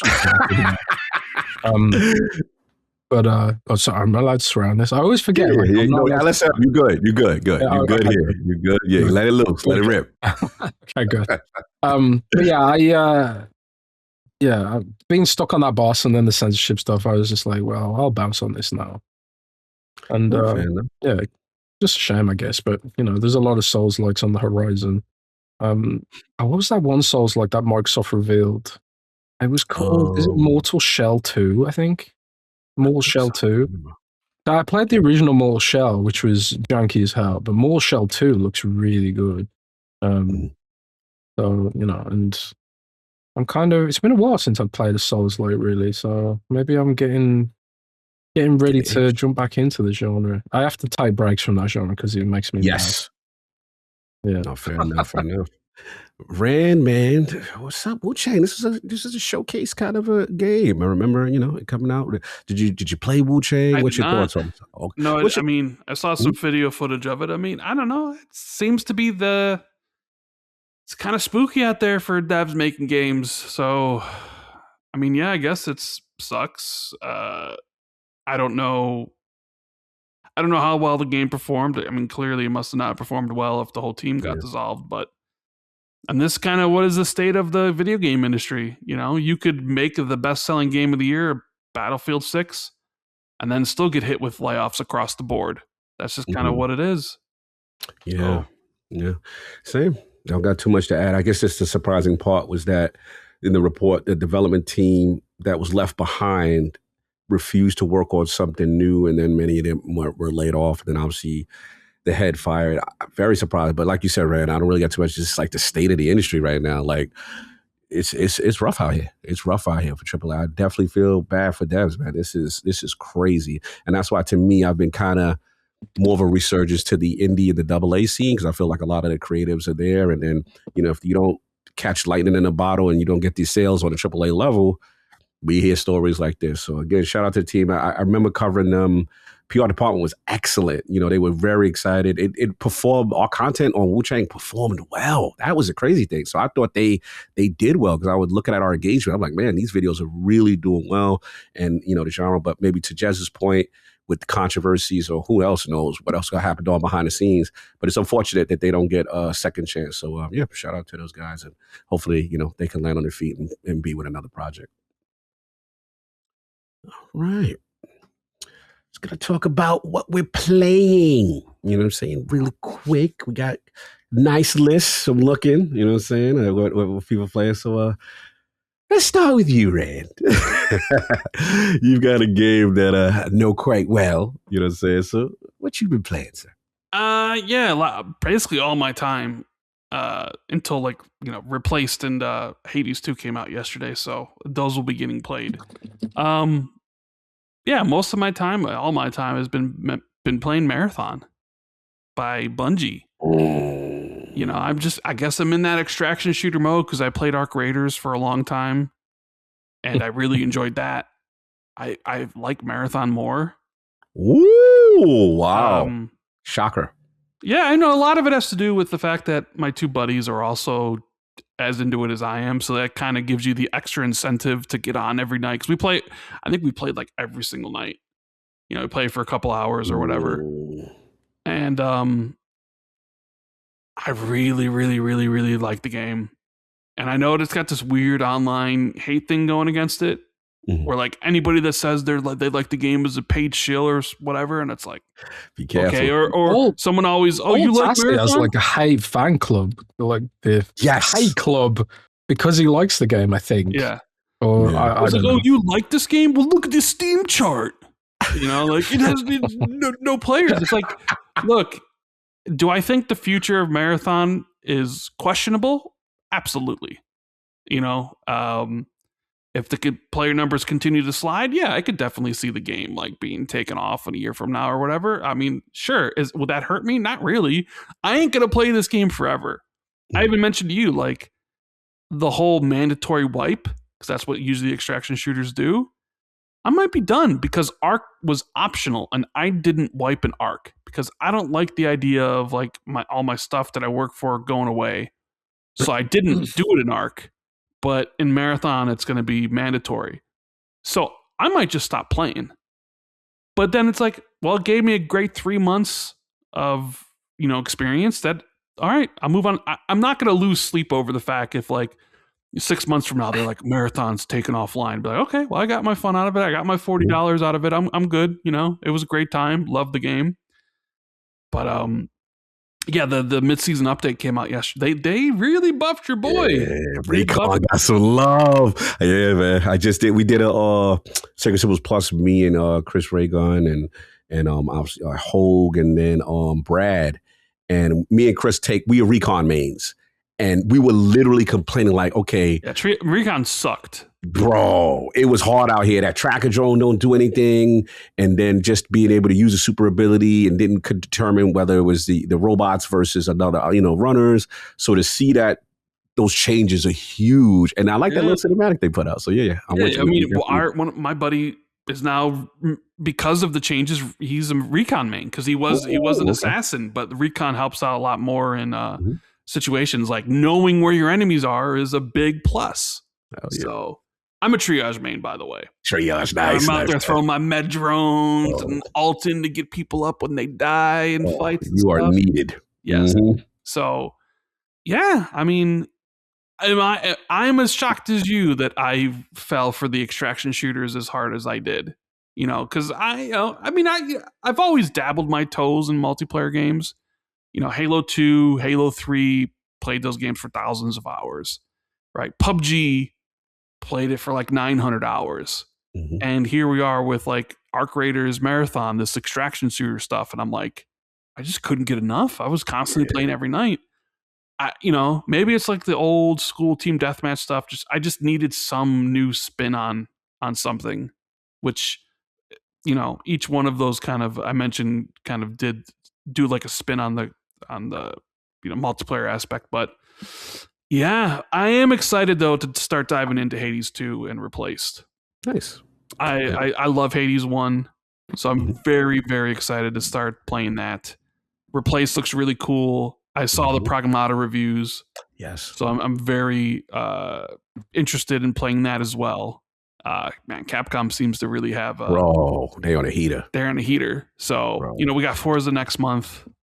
I'm sure there's other games I'm not thinking of, but I think maybe it's just like Marathon. One of the reasons why Marathon and Arc also I played it for so long is because there really wasn't that many releases that I was super interested in. Like Resident Evil Requiem came out, and I immediately was like, all right, I'm playing this, and I would play it before and after, like Arc and Marathon. And I still want to play Planet of Lana 2, but it's like I can play it at any point in time. I don't need to play it right away. And the new Life is Strange, I'll get to at some point, but it wasn't like you need to play this. And Crimson Desert was a game where I'm like, I saw all the stuff. I'm like, not for me. I'll take a pass on it. I was wondering. I was like, I didn't see you as part of that discussion. Okay. Everybody that plays that game loves it. I'm happy for you, but it wasn't something that I was interested in. So, but yeah, when we get to these other games, it's like, all right, yeah, like First Light, maybe even like Batman and stuff like that. Maddie's gonna be smiling that you said that. Oh my god, he's gonna go crazy. But I'm interested in diving into Replaced in Hades 2. No doubt. I'll talk about Replaced in a bit. But Jazz, man, we gotta start with you. You've got a nice little list, man. Talk about it. Any order you want to go? What you been playing? So, as you know, World of Warcraft expansion came out, so I've been playing that a lot. But I've been playing another game for review, which I can't talk about, so that's taken up a chunk of my time. But like when I'm in bed, unwinding and stuff, the game that I'm reviewing won't work on that because it's locked to my Xbox. So like I hop on the Xbox Ally in those situations. And the game I've been playing on my Xbox Ally is Super Meat Boy 3D, which I downloaded on a whim because I did play the original a long time ago. And it's absolutely fantastic, honestly. And I'm surprised there hasn't been more people talking about it, to be honest. It's, if you don't know what it is, it's a brutally difficult 3D platformer, similar to what it kind of reminds me of. It reminds me of those crazy Super Mario Maker levels where people like intentionally make them insanely hard. And you just got to sort of keep practicing the sequence to platform over these insanely tough obstacles and stuff. But I've absolutely had a blast with it so far. It's been really, really fun. And other than that, I've been playing Pragmata as well here and there. But like I say, the game that I'm reviewing kind of took precedent over Pragmata recently. But I played Pragmata, I played about 3 hours of it so far. Absolutely amazing.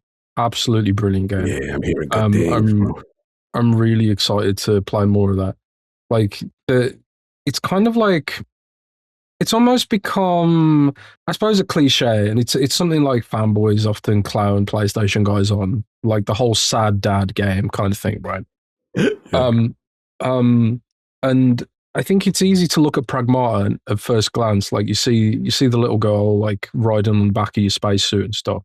I think it's easy to assume that there is an element of sort of sad dadism about this, but it's really not.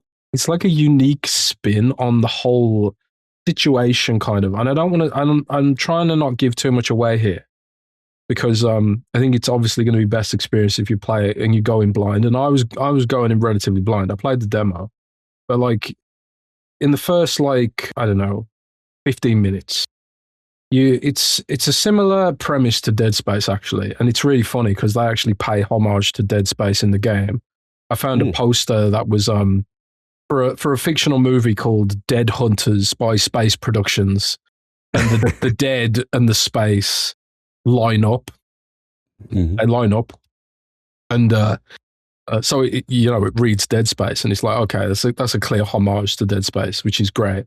But the similarities really end at like, oh, an engineer shows up to deal with an issue on a space base, and obviously in Dead Space, you're an engineer that shows up to deal with an issue on is it the Ishimura? I think the spaceship's called. Yes. If I'm not mixing my spaceships up, yeah, the Ishimura.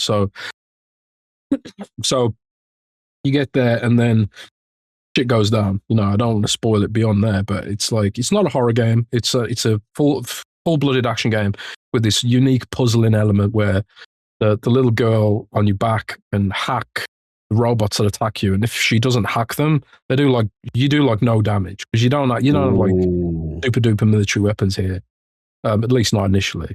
But she hacks them, they expose their armor, and then you do more damage, and it's sort of like a little puzzle window shows up, and you have to sort of move a cursor around using the ABXY buttons. You move a cursor around a grid to hack through the firewall or whatever. And then when you do that, depending on how well you do that, it comes up with like, you're getting this much extra bonus damage from doing that shit. So it's when I first saw that, I was like, this ain't gonna work as a mechanic, but it really, really does work, and it feels good. It feels satisfying, and like when you got some upgrades, it gets really, really fun to use. So yeah, I can't possibly recommend that game more. Really, really enjoyed myself with it, and I think the game would be a bit of a sleep hit, sadly, because I haven't seen a ton of people talking about it, unfortunately. I mean, the ones I've seen been very positive. Everyone's raving. I know. Shout out to the Lord Zone. Shout out to King. Shout out to Addict. They both played it. They both finished it. We just did some content on it. They cannot get enough of it. Like, and I heard, without spoiling it, like the story really, from my understanding, is really satisfying to them. So. Yeah. I've been here now. To your point, we got to see how it does, right? But so you've been really enjoying your time with it. Is what I'm getting out of. Like, it's Capcom got another one. It's the vibe. Oh yeah, definitely. Capcom definitely got one. They did a fantastic job here, and if Onimusha lands as well, which it most likely will, and there's also rumors of a Dragon's Dogma DLC. There's also rumors of well, there's not rumors. We know we're getting a Monster Hunter Wilds DLC, and Monster Hunter Wilds is a game that desperately needs some help. So I can imagine if Monster Hunter Wilds expansion lands, if Onimusha lands, which again, I've played that game twice, and that's probably one of the games I'm most excited for right now, is Onimusha. If these games land, they're gonna they're just gonna have, it's gonna be their year, man. Like, it's gonna be crazy. Generational run from Cat. What a renaissance. And what I love is just the creativity, not just the tried and true stuff that they've kind of got the essence of with the Resident Evils and getting back to the Monster Hunter. But when you see games like Pragmata, I was giving them props for Kunitsigami, Path of the Goddess. I was like, the fact that was even allowed to come out, and obviously Xbox did help them and stuff like that. But I love weird and creative Capcom in conjunction with, tried and true Capcom, and they are clicking on all cylinders. Shout out to them, man. But yeah, it was really refreshing to see people, popping up with Pragmata and talking about it. But yeah, I mean, for me, if you're satiated, for me, I want to talk about two that I'm playing. So the first one I can now talk about it is Replaced. So shout out to Sad Cat. I was having a chance to play it now. I got to get the bad right out the gate. It's about to go in on this game, not for different reasons. Obviously, the version that I played, was definitely pre-patch for what people are playing now. I was playing the Steam version, and I was having some issues from a technical standpoint, little graphical anomalies, little bugs. And then I literally had a game-breaking bug where the screen after a certain, I believe it was like chapter 3, like went kind of like blurry, and it was unplayable. And it wouldn't correct itself even if I went back to a load save. Now, shout out to obviously the teams at Sad Cat and PR. They, told me known issues. That wasn't part of it, but it did interrupt my perception. Now that the full release and they had a day one patch, I can report none of those issues again. So I suffered for you guys. Just want to put that out there. But as far as the game itself, man, this is, oh my God, it is a gorgeous 2.5D pixel art game. You have this crazy thing that they do, which almost like this 3D illusion between the background and the foreground and the character going from side to side, but also moving from the foreground and the background to certain aspects of the stages. And it's a core gameplay mechanic. The lighting, the artistry is absolutely stunning. I mean, the atmosphere of this game, it almost gives me like 80s era cyberpunk. And if for my old heads, I don't know if you remember this, Rand. Remember a game called Flashback? I don't know if you remember this game. Yeah. Bro, I love that game. Atmospheric storytelling, not voice, but just, it's just so well done. And it's just a cool vibe. You got to keep moving. You also things going on. You got your combat. You got your your weapon and become like a baton and a gun, and you can do executions. The enemies overwhelm you from both sides sometimes, and you can. It's a rhythm to it, almost like a Arkham style rhythm. And then the countering feels great with the Y button. If you press at the precise time, you get counters. You do execution. It's brutal. It's bloody. It has an interesting little narrative going on. Some AI stuff without spoiling too much, and the relationship between the character and what's going on. You're trying to figure it out as you go. Dialogue ain't nothing to scream about, but I will say as it goes on, you want to know what is really going on in this world and this character. They flirt with multiple paths, mostly for secrets and stuff. And I will say, the thing that surprised me the most, I didn't think there would be any kind of platforming in this game. There is platforming, you get a little hook and stuff like that. But the cool thing about it is the abilities that you keep getting, and you get to do some really cool stuff. And the game starts to knowledge check you as you get later with how good you are. But man, the combat, everything feels crunchy, rolling, deflecting. You can do some crazy, I won't spoil too much. You can do some crazy things in this game. So shout out to Sad Cat. I had to replay my session because I played it initially, then I had the bugs, I stopped. And then now that the full release is out and everything is fine, I'm probably like 70% of the way. I think it's probably about an 8-hour game, but I'm like chapter 6 or chapter 7. I think I'm getting close, and I am absolutely loving it. And the last thing I will say is the lore is given to you in these kind of a Walkman kind of device where they show the animation. It is so cool. It's such a retro feel. So yeah, shout out to Sad Cat, man. I see people, reviewing it, saying they're liking their time with it for the most part. And this was one of the highly anticipated games. And yes, it was coming in. It definitely came in a bit hot. But so far, it seems like it's worth it. And then the second game is a Starfield. You know what I'm saying? Shout out to the Terra Almada DLC. I've been playing a lot of Starfield. And, Maddie got a chance to play last time. At the time, I couldn't play because I also had a quest-breaking bug that wouldn't allow me to advance the main quest. It was something with these energy cells. You had to put them inside of a containment unit. I had them. It was acting like I didn't. I tried, I basically had to just go back to an older save and then do it again. But anyway, so I started it. Look, Terra Armada as a base DLC is a lot of fun, especially just the pure threat of the Terrans, this robot army. The behavior is cool. You got this new character named Delta. He's almost like a AI kind of anti-human kind of thing. And you kind of, he's sarcastic, but you're working with him and stuff like that, which is really cool. I think incursions as a system is super dope. If you love Starfield's space combat, because in my opinion, that's some of the best dogfighting since like the Wing Commander days. I grew up with games like Wing Commander, and I think this game is amazing when it comes to that. So you're getting more of that. I will say the Free Lanes update with the, which called cruise mode, and being able to fly within the systems and stuff like that gives it a more No Man's Sky realistic feeling. it can be a little clunky with going between the modes of regular Starfield and that, but the game does introduce it and onboard it in a way that gets you used to it when it comes to incursions. Because basically what incursions are, the Terran Armada is here, and when they are in those systems, you can't grav jump. You've got to go and eliminate these targets and use this new format. And I thought that was cool. Last thing I'll say is probably X-Tech, this new thing they introduced, is a tremendous upgrade. For my Destiny and my loot building guys, or build crafting guys, you go to your workstation, you can upgrade these weapons with crazy properties as long as you find this tech. And it is so much fun making enemies burns. You got enemy behaviors that changes.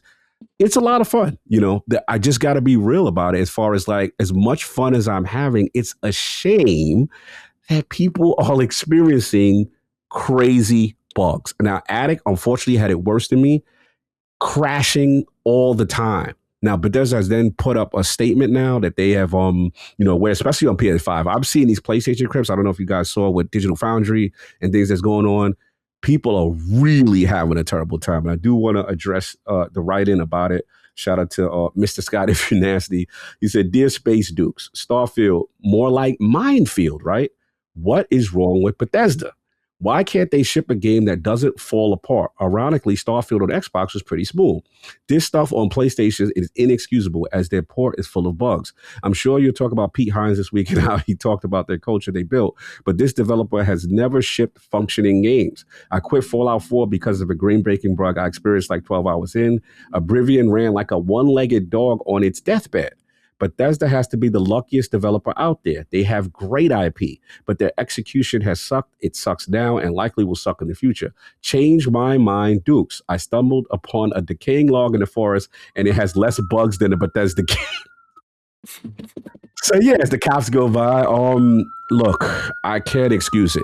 I guess for me, Jez, my only question is, what is going on with the QA team? I understand the creation engine. I understand, how complex it is, but it is becoming a pattern. And I've never seen anything like this. Now, Digital Foundry did suggest that maybe because of the way this implemented and the creations, the mod system, that something has broke the relationship.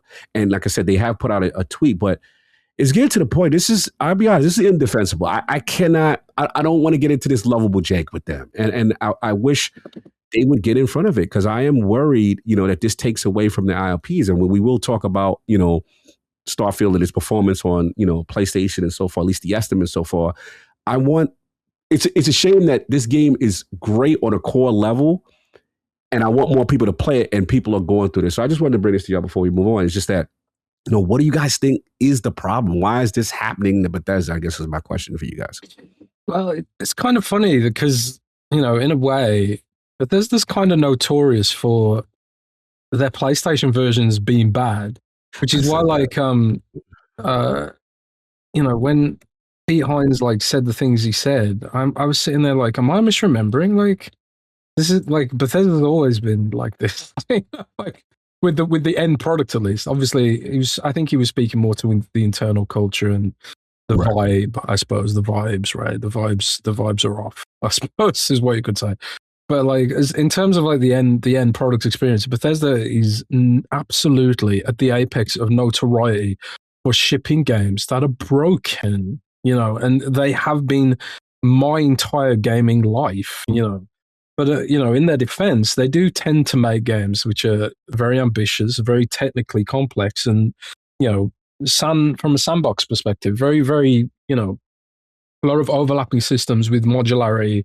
And they like to retain the ability for mods to work and that kind of stuff. I recently went through with the Fallout 4 TV show coming in and the Xbox Ally, and then Fallout 4 getting the Xbox Play Anywhere update. I recently went through Fallout 4 again with all the DLC that I'd missed the first time round on the Xbox Ally, and and my God, sometimes it was like pulling teeth with that game. And I realized the way I was using the game was quite niche in a way, trying to play it across Xbox One, Xbox Series X and my Xbox Ally, and also I played it on my laptop a little bit too. So I realized I was really pushing the limits of what their sort of systems could offer, I suppose, in a way. But it's also like, you shipped this product and you said it was Xbox Play anyway. You said it should work like this. Game crashed. Even Fallout 4, which has had 1 million patches since forever. More crashes going through that than I've experienced in any recent AAA game. More bugs, more texture glitches. Like there's a famous bug with the current version of Fallout 4 where, you know, one of the where the Enclave remnants don't have textures, you know, and that's like you go into the reviews and there's people talking about that, and it's just it's like, damn. And there was also, this is like after some of the fixes they brought in, because when they initially shipped the Xbox Play Anywhere version, it was thoroughly broken. Like the save files weren't syncing and some other random stuff. So, but there's this kind of like notorious for this stuff. They do like make really complicated games, in fairness, but at the same time, it's like these are products that are being sold, and they do eventually get fixed. So it's not a case of like, oh, they couldn't have figured this out, because they will eventually figure it out. So either they need to like bite the bullet and just be like, okay, well, our games can't be Q&A'd because for whatever reason. So we're going to have to start doing some kind of early access program for our games, which isn't a good look for a AAA studio. But if they can't manage it, any other way, maybe that's like a solution potentially there. You know, it's not the best solution. But I remember when like there was all that blowback to Sea of Thieves when it initially launched. And I said to someone high up on Xbox, I was like, why didn't you just launch this in early access like all the other games seem to do? Right. And they were like, think of the optics, you know, we're a big AAA studio and we're using early access, like a big AAA publisher rather. And I'm thinking, they're like, well, in that case, ship the game in a polished state then. Like, what's worse, having an early access period or shipping a game full of bugs? But at the same time, we buy them, you know. Yeah. So, well said. So I don't know. I do want to get back to Bethesda, Starfield. I sort of bounced off it because, you know, I'd sort of exhausted everything I wanted to do with it, I suppose. And I was disappointed about the lack of choice that you really had in the game compared to like what I would have expected from like an Oblivion and stuff like that. Also, like I really enjoyed the pirate stuff. I really wanted to have that role-playing experience, like being a pirate. But the pirate, once you access that pirate stuff, like the game almost breaks. It's like you can't really do anything with being a pirate, and all the POIs kind of suck. And I kind of got disappointed, disillusioned with the game at that point, you know. And but for the really evil playthrough, like that kind of thing, like to really pirate and really, I know what you mean. Yeah. You know what's funny? I got that one character from the Crimson Fleet. He kind of reminds me of you. He's the only one that doesn't disapprove if I take him on a mission of me killing, robbing, stealing. He's the only one. Did you get that character from the Crimson Fleet? Yeah, but Matthias or something like that. He's the only one, because generally, if you got Barrett, anyone else, they disliked it. They will leave your party immediately if you like shoot on the USC and doing any hits of, you know, foul play. They're out. But I think him an adoring fan is probably the only one. But I do like that they have an evil character. But to your point, it's really hidden, and it does kind of feel like, they'll say break the game, but yeah, like it's not intended for you to play this way, you know, to go all out in that style, you know, kind of. Yeah, I don't know. I mean, it's tough making games on this sort of scale in this economy, I suppose, and the way the game industry's evolved and everything is more expensive on the front end these days. So some of the sort of it often feels like the details are the things that suffer, and you see it in a lot of big AAA franchises where the details. A bean counter has decided, like, okay, well, we've got data that suggests only 5% of people engage with this detail, this feature, so we shouldn't bother having it. But then, like, you sort of lose the ambient flavor of the game as a result. I think a lot of AAA studios have suffered from this telemetry culture, I can't prove it, but I got this belief in my soul that telemetry culture is is to blame for a lot of the way AAA development has been handled in recent years. And Starfield does, to some degree, feel like a product of that, like telemetry culture. But and maybe that's what Pete Hines was talking about in the first place, because Microsoft is a big telemetry company. But I do want to go back and give it a try because overall I did enjoy my time with the game. So well said. Go back and well said. Yeah, it's fun, but it's just like I said, and it's just I can't ignore the issues. I know, Rand, you've been playing Marathon, but just in fairness, I'm just looking. Bethesda did put out a statement, looks like yesterday, in reference to, thanks for sharing your adventures across the settled system this weekend. We love reading them. We're aware of the reported crashing issues on PS5. We've narrowed them down to a small number of causes. We're addressing them in a hot fix we're aiming to release this week.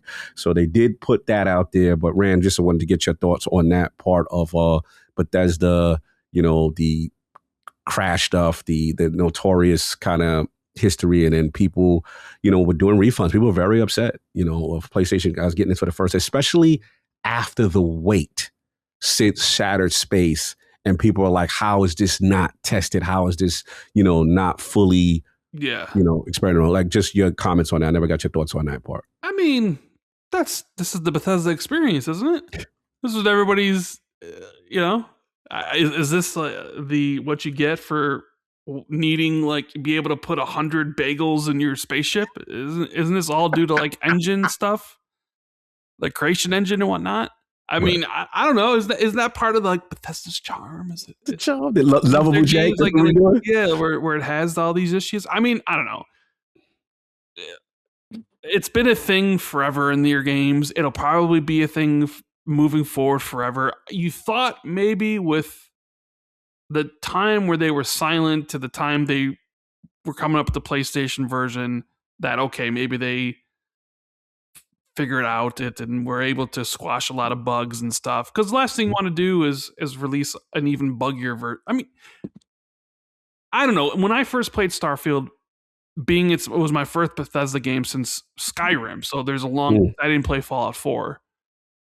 I was like, okay, yeah, there's some minor things here and there, but for the most part, it was a pretty solid experience. Yeah. I mean, I think maybe I had the game crash once or twice on me, which, well, whatever, not that big of a deal, not all the time. But then you hear the reports of what's going on now, and you're just like, maybe. I mean, because if I recall correctly, that engine did not run well on the PlayStation platforms, with Fallout 3 and all that sort of stuff. Maybe days. Oh yeah. With I don't know. Maybe it's some issue with how the PlayStation stuff is done, but I don't know. I just we're gonna have this conversation again in a couple years when Elder Scrolls is about to come out, and people are gonna talk about the bugginess of it and the polish and stuff, and it's gonna come out and it's gonna have similar issues as Starfield does in some matters. Some people's games will crash more than others, and there'll be all the jankiness of the Bethesda games. And the thing with Starfield, more so than the other ones, is that Skyrim and Oblivion and the Fallout games, people are willing to overlook the issues because they love the game so much. I always do find that is when you're more willing to look past the flaws of the game when the game itself is amazing. It's like when the game isn't, then you're like, God damn these, you get really pissed off at it. And for a lot of people, or Starfield didn't hit the highs of some of their previous work. So people were a little bit more aggressive, I guess, maybe in their talking about the problems that it has. So I sort of wonder when we get to Elder Scrolls, getting back to, the exploration that they're known for, which I think they kind of got away in Starfield because it was a constant, get into your ship, go into orbit, go here, go there, and all the different loading screens to get there, whatever. Kind of cut across one of the things I liked about Skyrim so much, whereas I would literally, okay, I'm going to go on, I'm going to do some main stories. And then 5 hours later, I'm still doing side missions and things I find. That game does that so well that I I didn't really do that in Starfield. Because it was just, I went to a couple planets, like, oh, cool, I'm going to land on this planet. And walked around for 30 minutes and didn't find a goddamn thing. And I'm just like, this is boring. Yeah. And it's like, there's so many planets that's like, I'm not doing this anymore. I'm just sticking to the things like, but The main story. yeah, like I lost track of time and what I was doing when I was playing like Fallout 3 or Skyrim. So I think when they bring that back with Elder Scrolls, I think people will be happier. So maybe, but it's still going to have the problems that Starfield has and that their games always have. So we'll revisit discussion in a couple years. You know? Yeah, no, I mean, well said. I think it does speak to the nature of the game. Stuff like I get it. I just feel bad for PlayStation guys because they waited for this, I don't experience. feel bad for nobody, guys. I don't feel bad for nobody. I feel bad for anybody who buys a product with their hard-earned money and it can't work. Like, damn, bro, it's tough, bro. You spend $70 on this or whatever, it doesn't work. Yeah, I guess I feel bad for you. Yeah, you know what I'm saying? And again, I just want to know what the core is. I understand creation is. You make a fantastic point, right? Creation engine and all the things it can do. It's just, my thing is, we got to get to the core. There's no BS. Like, who's signing off and says finished? You know what I mean? Like, who said finish and then it shipped out the door? Like, what's the process? Is it a resource issue? Like, I'm a person, I just want to know why and how could we fix? Like, that's my thing. I'm not into just badgering them because I love Bethesda, but they got to get the smoke when this is a consistent issue. Even Maddie brought to my attention with Oblivion, the remake, there was stuff, and sometimes it takes a long time for these things to get resolved. That's another issue. So, like, what is it? Are there deadlines? Is there pressure? Like, that's the thing that bothers me. And again, much respect to Pete Hines. I've heard great things. I met Pete. Pete's awesome. Love the things he added to Starfield. We talk about, the pirate stuff, but I got to call a spade when, I hear a comment about efficiency. And to Jed's point, yeah, it could be talking about internal culture and its family and stuff like that. But there's a part of me that also, rolls my eyes when I know the history with like 76 and other things, you know what I mean? That from a technical standpoint, they weren't at their best. And this was pre-acquisition, in fairness, right? You know what I mean? Now, I can understand Microsoft with the way they're treating it, and maybe like, hey, there was issues with exclusivity. And I will always give Pete, from what I have heard, what I have been told, he put his self on the line. He is revered internally, as a person who, saved jobs and put himself on the line for the culture of it. I'll always respect him for that. But I have to call, a spade and be fair in terms of the technical acumen of Bethesda. This has been a core issue engine-wise for a long time. And I just want it resolved because I think they make some of the best games. And now we're seeing the quality hit, and now people, want refunds. And I think it just reflects bad on the studio. So I just hope it gets resolved. That's just where I just wanted to bring attention and fairness because I didn't get a chance to play and talk about it. But that's all I got on it. But anything else on you guys with the Starfield thing? Are you guys good? Nah, I'm good. I'm good. All right. The main event. We are back. Asha Sharma in the news. Xbox having very big discussions about exclusivity. Certain Jez of the Xbox 2 reporting. There are very big discussions about the exclusivity stuff going on right now. They do recognize the value. It's just about what kind of company you want to be at the end of the day. Do you want to be an ecosystem company first, or do you want to be a publishing company first? So, Jez, you kind of kicked this off last week. You did solo mission before you guys did Xbox 2 in terms of, internal discussions regarding Xbox exclusivity. So, elaborate, enlighten us. What you hearing? What's going on? Yeah, man. So, I didn't expect all that stuff to go super viral, but maybe I should have done. A lot of blogs need to spin things, don't they? But I was just kind of literally replying to questions in the chat, and I didn't think it was much of a revelation. I mean, of course they are discussing exclusivity. It's something that they just can't ignore. It's something everyone's constantly talking about. And Asha's, focusing entirely on user feedback right now. It's the number one toxic discussion that we're having. It's this whole thing of well, PlayStation and Nintendo don't do it, so why do you do it? And where's the value for the Xbox hardware? And it's really funny to me because, a lot of the fanboys who are sort of get really upset about the very idea of Xbox having exclusives, They're the same kind of people who in the same breath would say like, but PlayStation should never do this, and it's like, well, why shouldn't PlayStation do this? PlayStation would probably they're in such a disproportionately dominant position right now. PlayStation will probably be hurt the least by putting some of its games on Xbox, I would think, especially like some of the older stuff. But clearly PlayStation doesn't do it because it's the logical thing to do, is to have your platform have exclusive content. Netflix does it. Steam does it. Steam has its exclusive games and exclusive content. The only company that doesn't really do it now is Xbox, but it's kind of weird because they're kind of locked into this old school mentality purely because PlayStation and Nintendo don't do it. But at the same time, I would argue the fact PlayStation and Nintendo don't do it are the reasons why their platforms are much, much smaller than, a Roblox and stuff like that. And these sort of existential threats that gaming is facing all up right now. Like Roblox games are exclusive to Roblox.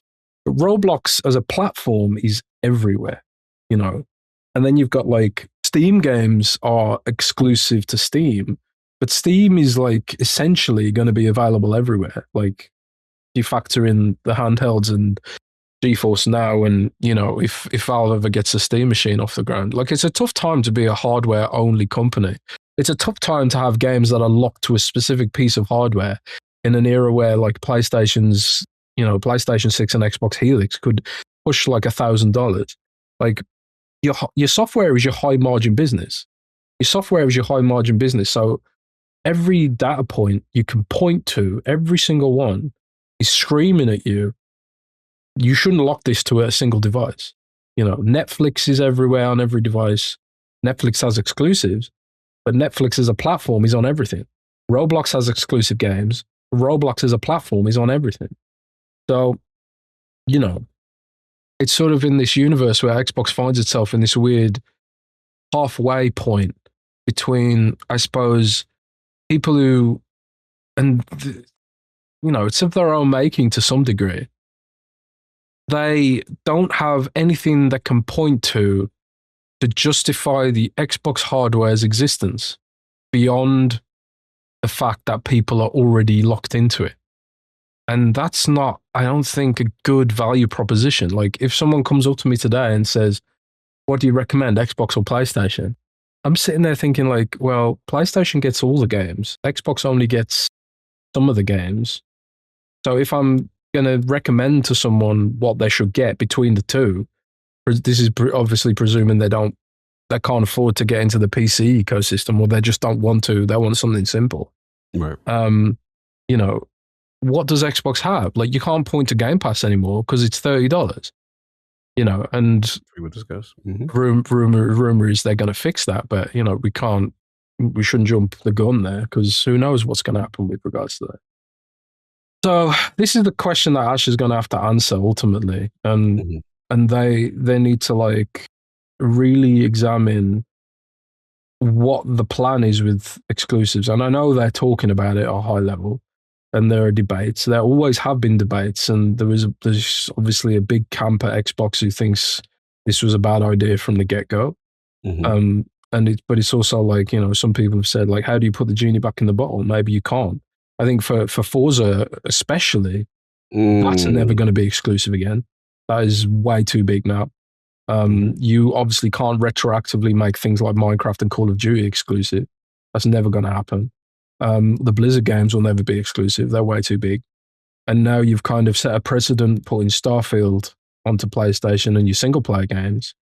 So like, when you look at things like which might sell on Xbox, like Elder Scrolls 6, Elder Scrolls 6 being exclusive, I genuinely think would sell Xbox consoles, presuming it's actually good. I think GTA is going to sell Xbox consoles because it's not on PC. But it's also like there is a bubble that we live in as 30, 40, 50-year-old gamers where we assume the gaming industry is the way that it's always been for us and the way we like it. And if you're going to have an honest discussion about that, you kind of need to accept that the gaming industry is not the same as it was. And you kind of need to accept that Roblox is bigger than PlayStation and Steam combined. And it will soon be bigger than PlayStation, Steam, and Xbox combined if it's like, continues on this growth trajectory. So that's a whole generation. It's 2 generations of gamers which have eschewed the console experience. And it's going to be even more when you're trying to sell a console for $1,000. It's the wrong economy to be trying to do that. So what is the logical conclusion? The logical conclusion is the platform becomes software-based, which is what Steam does. It's what Netflix does. It's what Roblox does. The platform is the software. It's the entry point. And you put the platform on as many platforms as you can. So Roblox is on iPad, which is how they cornered that market. All the little iPad kids growing up, parents give them an iPad. iPad does the parenting. Roblox does the parenting. A whole it's true, This is true, It's a whole generation of kids. All they want to play is Roblox. Like, quite qualitatively, like one of my friends was telling me, like they bought their son a Nintendo Switch 2 for Christmas, and he was like, "Oh, thanks, this is awesome." And then to this day, all he does is play Roblox on his phone. It's how he socializes with his friends. It's his social network. It's not just his social network though, but it's like culture. It's the games that the games have, and Roblox creators are making millions of dollars. It's a whole ecosystem. It's an engine, an ecosystem, a social network, all rolled into one. It's like the perfect kind of engine for this kind of TikTok era of internet culture. So that's the real challenge here. Like when we're having these discussions about like, oh, should Elder Scrolls 6 be exclusive? Should these games be timed exclusive? Really like small fry compared to the real issue that's facing the gaming industry. And plenty of people don't want to believe it. They want to bury their head in the sand and say like, oh, Roblox is an issue. Like, I don't care about Roblox. The games look mid, whatever. And that's fine. But these are issues that like, as a company that is, Asha says, we need to think about the next 25 years of Xbox. They cannot ignore these trends. And that's what informed the previous regime's decision on exclusivity. And that's what informed things like this is an Xbox. They're thinking of it like the games are the platform, not the platform. Right. They executed it very badly.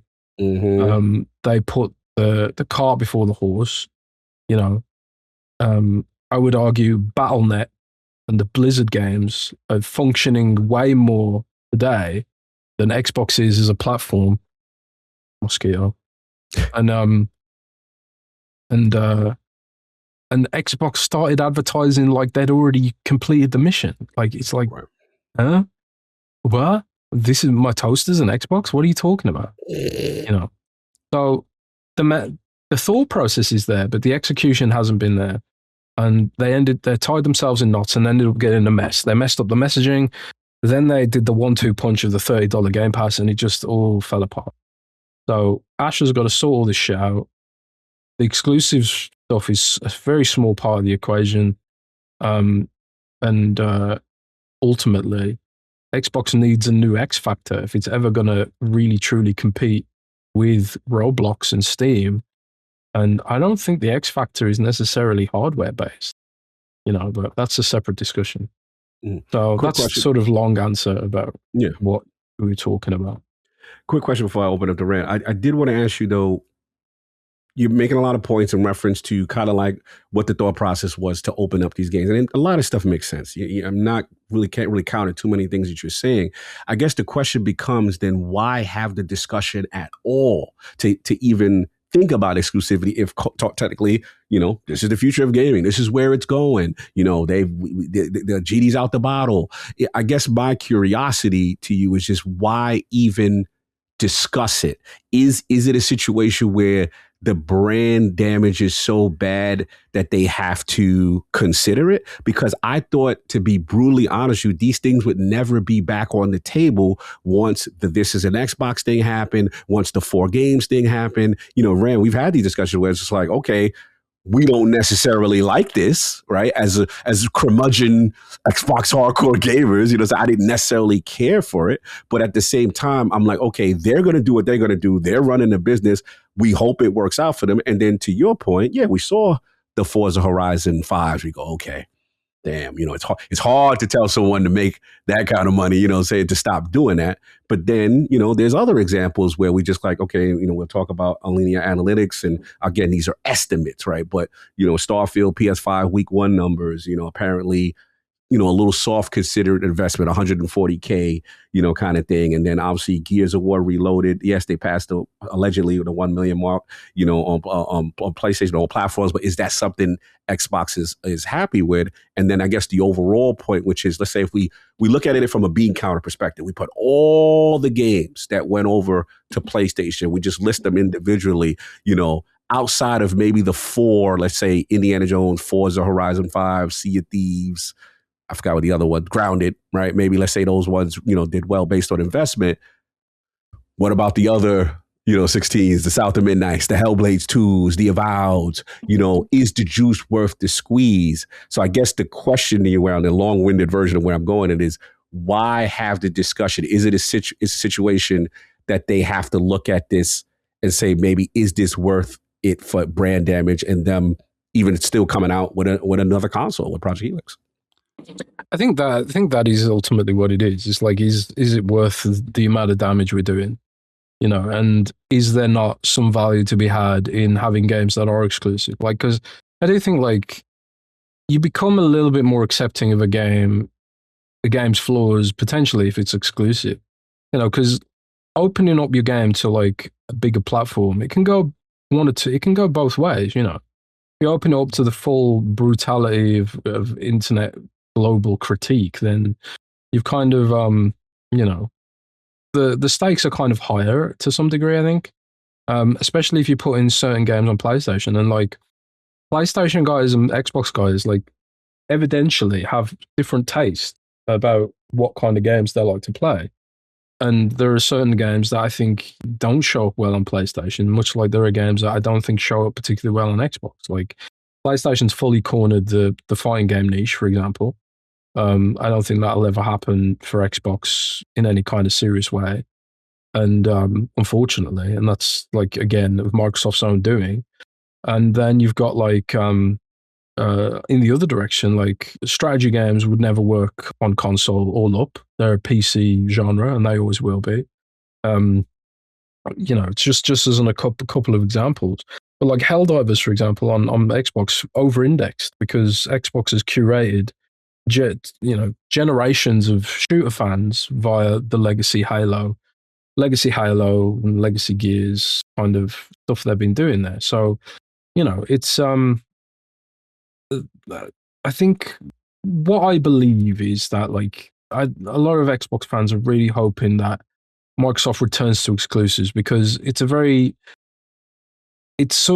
signal that they're going to compete, and not exit. You had Seamus Blackley saying that Asha's there to wind down the brand, for example, which is aggressively alarmist take, frankly, which is obviously not. He pulled it back a little. He pulled it back a little. Yeah, he did pull it back a little, but it's just like, but these kind of alarmist takes are real, and it's not just him saying that. Like a lot of people are saying that, and a lot of people are making these assumptions about what Xbox's plans are all up for the future of its business, and Microsoft had to, pretty aggressively come out and be like, no, we're actually in this for the long haul. Like Satty himself rocking an Xbox hoodie is them kind of being like, we want you to know that we are serious about this, for better or worse, And I think like when you are looking at that, you have to talk about like how your platform shows up, and having no exclusives is the signal you're sending to most people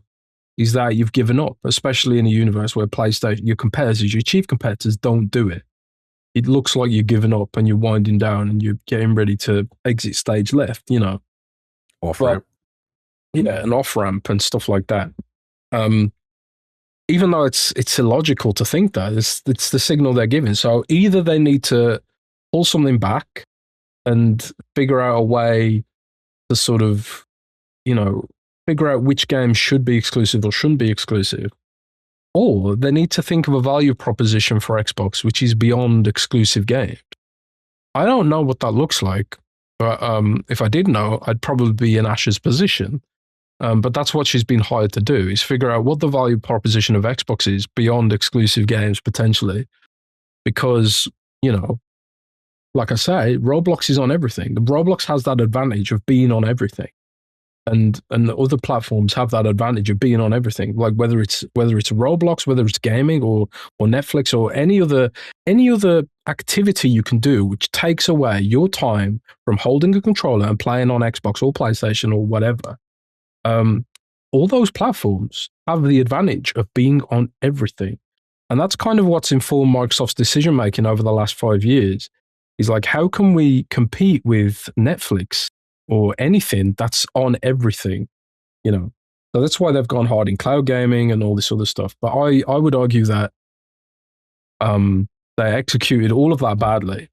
And what they've really, really underestimated across all of this is the social media adjacency of a Steam, of a Roblox, that I think Xbox and PlayStation, frankly, have neglected over the last generation of their lives.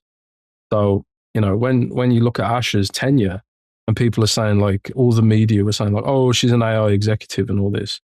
What they really should have been saying is, like, she was a Meta executive, and she's like, she's a millennial and she's grown up with the social media era, which I think is frankly a little bit alien to Phil and Satya, frankly, and some of the guys who've been at Xbox for a long, long time, or Microsoft. Like, they've never really got social media, and it's been to Microsoft's detriment across the board. But Asha should, I'm hoping, get some of that and understand, like, because she, her whole career is revolved around making these massive platforms, which are on everything, which is the Netflix, Roblox, YouTube, TikTok kind of business model, right? Mm-hmm. So how does all that fit together? It's her job to figure out how all that fits together. And I think, like, when you look at, like, I don't know if you play any Epic games, mm-hmm. like Rocket League or a Blizzard game like Diablo, but they all have a friends list, chat log. You can chat with your friends in other Epic games in across the board, and to do that on Xbox right now, today, you have to open the guide, you have to open another menu, and then when you do it, it's really slow, and all that kind of stuff. Kids today, they want immediacy, and you get that with Roblox, you get that with Rocket League, you get that with Fortnite, you even get that with Diablo and some of these other games. So, but like Microsoft was advertising as if they already had that, and they never did. So I don't know. It's a long-winded way of saying, like, the exclusives aren't the story here. It's about how you make those exclusives show up as Xbox properties on other platforms. Whatever reason, Xbox was shy to do that. Like, they don't put their logos on things. They're almost like apologetic with, like, oh yeah, we're Xbox. Sorry guys, like, no problem putting the other people logos on their thing. yeah, exactly. It's like, own this shit. Like I said on the show the other day, like, own this shit, man. Like, you saved Age of Empires from obscurity, and there was no mention of Xbox at all at the recent Age of Empires esports event. Not a single mention. And you're sitting there like, are they serious? Are they actually serious here? Like, they don't want to advertise the fact that Xbox delivered this. Like, seriously? Like, this is the kind of the basics kind of stuff, which I think Xbox really gets wrong. If they want to be a platform company and exist beyond the hardware, these are the kind of things you need to do and show up and do. And I'm wondering if Asha will do that. Yeah, these are great discussions, man.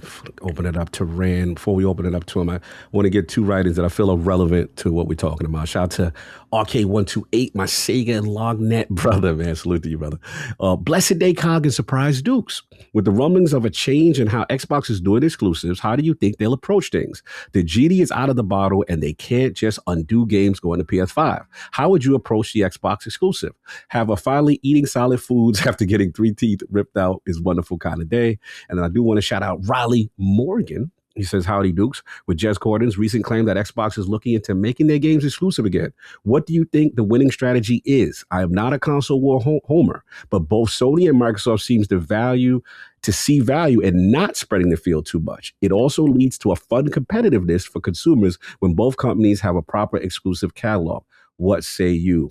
Ram, my bro, we got to talk, man. I'm dying to get your thoughts on this. You know, obviously, Jez reporting, or not reporting, we're just talking about, hey, they're talking potentially internally, Asha, about, exclusivity. Like, where do you sit with all this? Is the genie out the bottle? What's your thoughts on this whole thing? Well, Jez is right and Jez is wrong.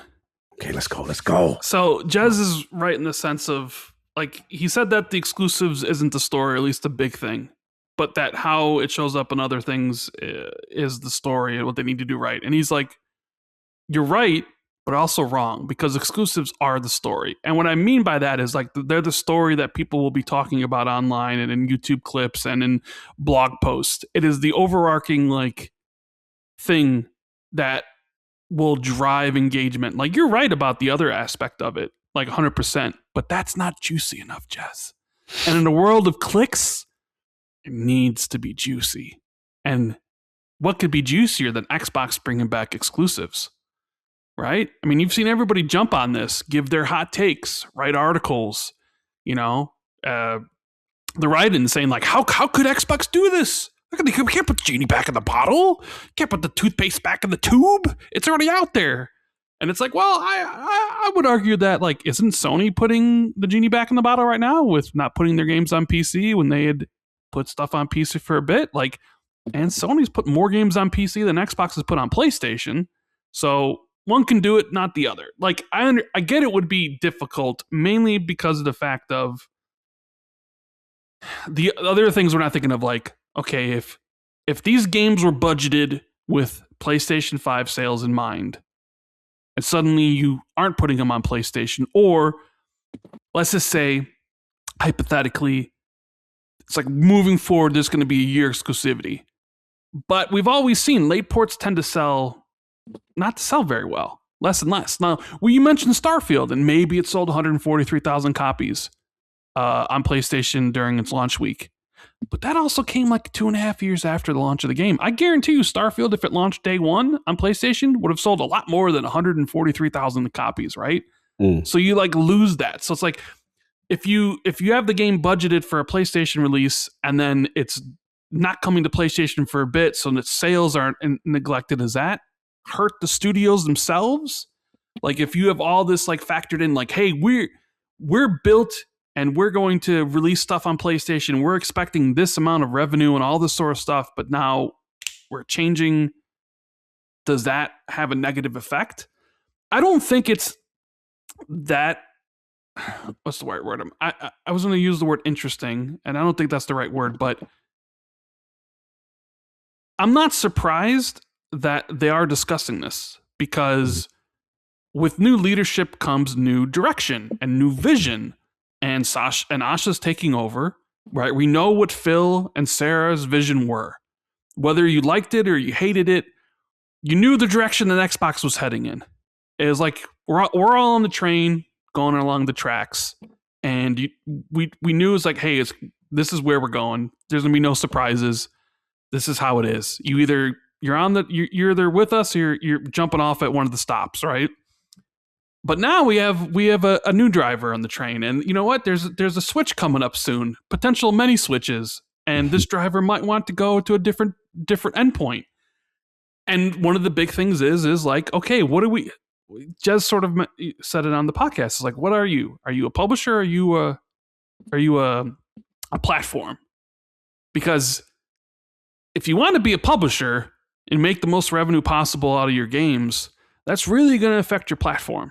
Because the reason to buy an Xbox piece of hardware, or even to play on Xbox itself versus the other ones, the incentives that Xbox has haven't really moved the needle. Like, people will say, well, Game Pass is Xbox's biggest differentiator, and it's the best exclusive it has. It's like, sure, when it was $19.99 a month, like, you could make that argument, but also we've seen, has Game Pass really done the numbers that Microsoft wanted, and has it really been that X factor? I don't know. I mean, I don't have the numbers in front of me, but it very well could have been. It very well not might be. And then the other one is Xbox Play Anywhere. Oh, you buy a copy, you get a PC version, get the Xbox console version, and on the face of it, great consumer value, right? Because who else is doing that? Nobody really. But is that a draw? Do people really even care that much about it, or care enough where you're going to make your purchasing decisions being like, I want to buy the Xbox version instead of the Switch version or the PlayStation version or the Steam version? And I don't really think it's that big of a draw for people on the outside looking in. And then you say, well, no, that's fine as long as they cater to the Xbox fans. But it's like, okay, I just don't know if that's it. But then if you think about, hypothetically, let's imagine they do go back to exclusivity. What does that even look like at that point? Like, you already know what Helix is, and that's already so far along that like Microsoft wasn't like, it's going to be an expensive piece of kit. And if Xbox starts putting out games and they're exclusive to the platform, are people going to balk at the price point? I just don't know how this all ends up, which is exciting and interesting because we sort of knew the trajectory Xbox was moving, and you were either with it or you weren't. And now it's like there's just a big question mark, which can lead to a lot of opinion pieces. Like Jez can write a lot of articles about this.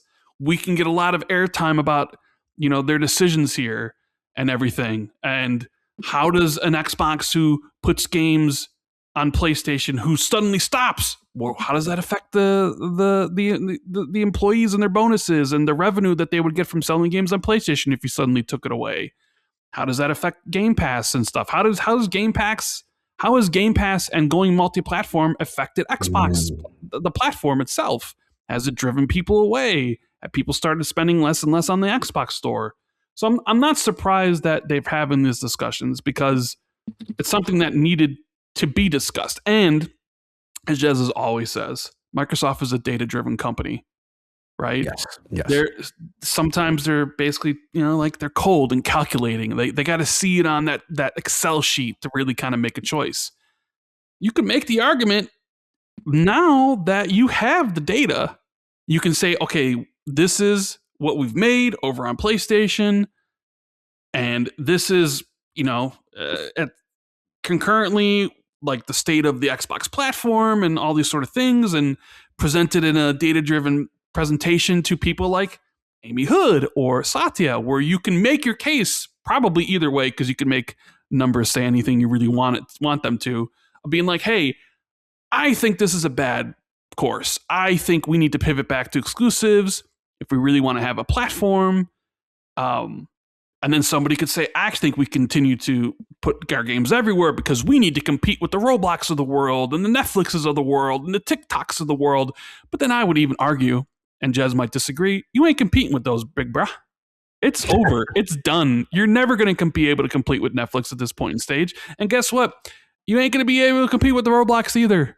So, like, you probably don't really even need to figure out how to compete with those, but you need to figure out how to exist in a world alongside those so you can actually be successful, because you're not going to be able to compete with them. Oh, Jez got the face at you. What happened? Talk to him, Jez.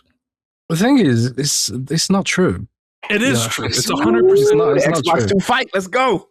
No, it's not true that they can't compete with these platforms, because if you take the monthly active users of every single game that Microsoft owns and combine them, that's hundreds of millions of monthly active users, right? And you'll say, oh, well, you can't do that. But the thing is, that is exactly what Roblox is. It's the amalgamation of hundreds of games into one single entity. Sure. And there's no reason why Xbox can't do that. The issue for me is they haven't done that. Like, I should be able to see my Xbox friends list and my achievements while I'm playing fucking Candy Crush on my phone. I can't do that. And I think that's really the biggest failing of Phil and all those guys is they failed to wrangle all the different studios together and be like, look, we want to compete with Roblox. This is how we're going to do it. And we're telling you to do it this way. And it's like you can look at all the different platforms that Microsoft has and all the competitors they have, where all of their social layers, like the Xbox blades that we have on the current Xbox Series X, like the guide menu or whatever you want to call it. For all of those companies like Epic Games and Roblox, their user interface exists inside the game. And then you put that on the other platforms. So like, yeah, Netflix won't let you have Xbox Store as an entity, but maybe you have the Xbox stuff in the game. You have Xbox achievements in Fallout Shelter. You have all this stuff, and unashamedly, at the top of your lungs, with your chest out, say, yes, Candy Crush Saga is a fucking Xbox game, and we are proud of it. And here's the achievements, here's the Microsoft account login, and all the rest of it, Solitaire, and all that stuff. You know, that's how they compete with Roblox. That's how they compete with all this other stuff. And that's how they have a platform that is potentially de-emphasized on the necessity to have exclusives. And in that universe, you kind of liberate the hardware. The hardware can then like do whatever it wants. If you're only worrying about selling like, you know, a couple million units or whatever, you know, you can live in a universe where you don't have to have that fear. And I suppose they're kind of doing that with the OEM rumors and that kind of stuff. See, but I disagree that they can't compete with Roblox. They've got the IP, they've got the platforms. They just need to combine them all into one ecosystem. Yeah, but I don't know. I look, maybe in some far-fangled future where everything goes right for Microsoft, you know, and they get their heads together and they come to reckless future. We like to call it maybe reckless. there is some parallel world where this is already done. But sure, Microsoft and those things, they have a lot of monthly active users. Nobody's saying that they don't. But yeah, like you don't see people coming out here and writing articles and opining about the death of Roblox like you do with the death of Xbox, right? And I think that really either speaks to the current perception of Xbox versus everything else, because perception for a lot of people is reality, you know? Yeah, you're right. And you probably say that to somebody and somebody might be like, you know what? You're right. I totally forgot. Xbox has all these monthly active users because they've purchased Activision and they've bought, you know, Bethesda and they own Minecraft. But then when you think of Minecraft, nobody thinks of Xbox because it's Minecraft. And when you think of Candy Crush, nobody thinks of Xbox. It's Candy Crush. Yeah, that's a problem. So Roblox is like, it doesn't, maybe, I don't know. I'm not really too up on Roblox in itself. I don't know if there's like a game within Roblox that's bigger than the platform itself, but it's just all just Roblox. Maybe that's how it works. It's all mini games. I know, but maybe this is just maybe this is my thing with Microsoft, where I just don't really think they have it within them to be able to do it. So when I say they can't compete with the Netflixes and Robloxes, I just don't think they'll be able to do what you say they should do. And we'll talk about it and be like, they should do X, Y, and Z. And it's like, yeah, they should. And maybe if they did, they'd be able to compete better. But it's like kind of deep down, I was like, I know they won't. You know, how long have we been talking about like, oh, the Xbox PC app and how many, you know, like how long it's going to take? Mobile store. Forever, like the mobile store and stuff. And who knows if that even happens.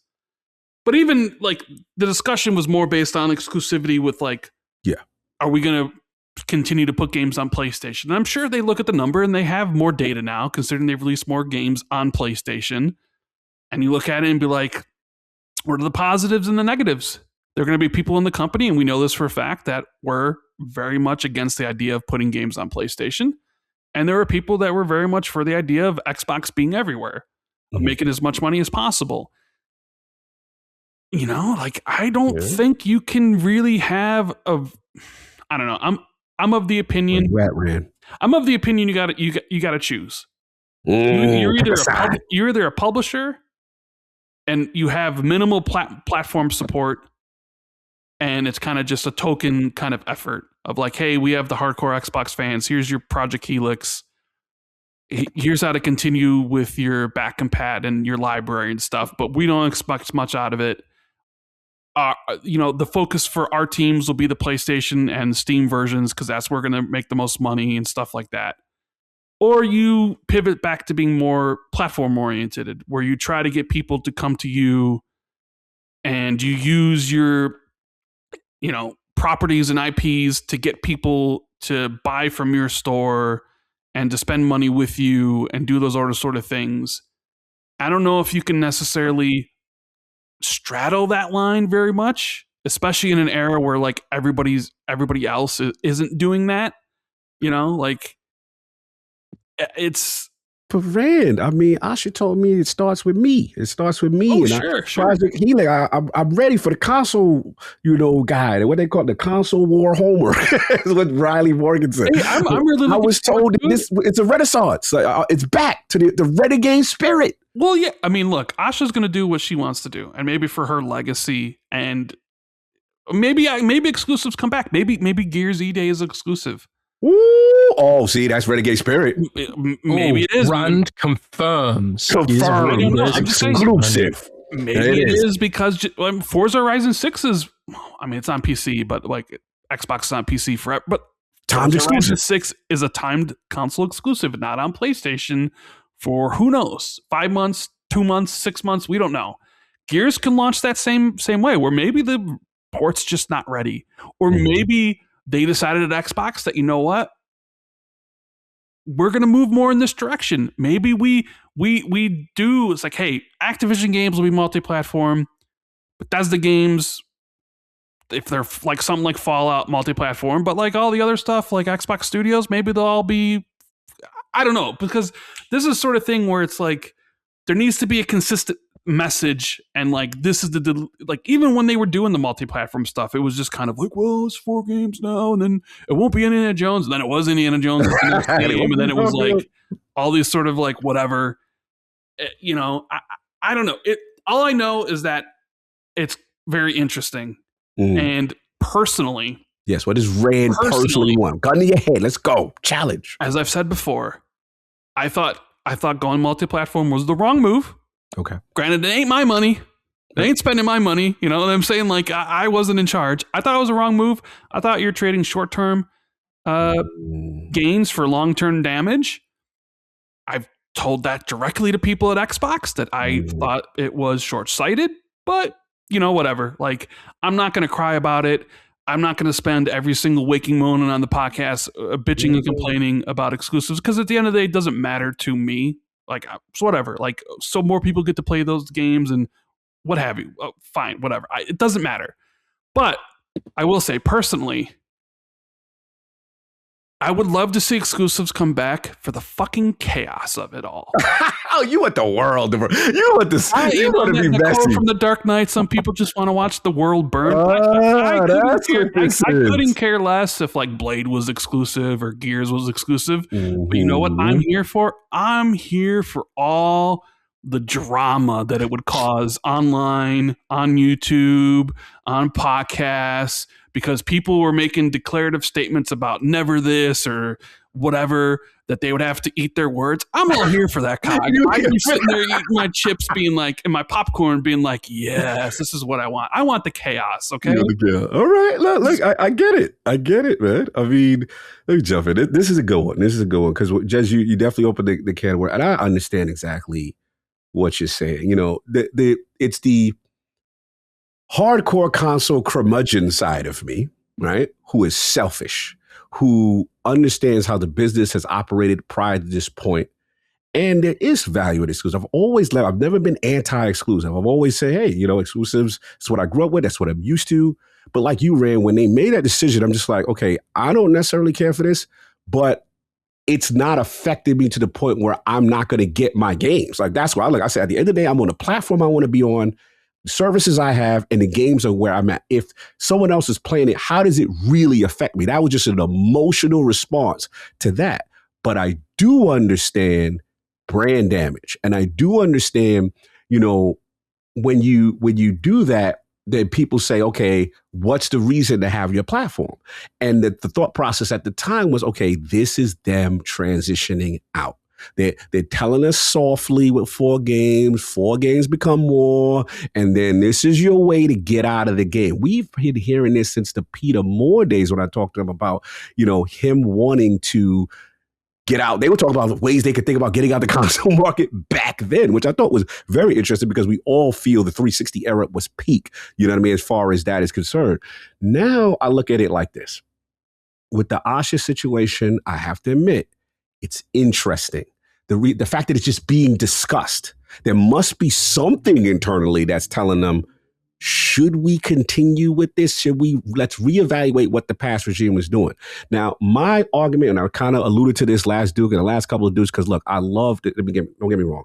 Asha's off to a fantastic start, but I have to be fair. There's a lot of me that feels operating with past regime decisions, and now you have good people around you because you're still learning, and then you're all signing off on things that are really easy W's that I think are dope. And I don't want to take that away because it still has to be her to execute those. But what I want to know is, like I said, long term, what is her actual vision? Almost think of it like sports. When the new owner comes in, the new GM, they got to bring in their players. They have their vision. What is year 2 of the Asha Sharma? What does it really mean? You know what I'm saying? That's what I want to know. So for me, the fact that discussion is being had, there is an assessment period.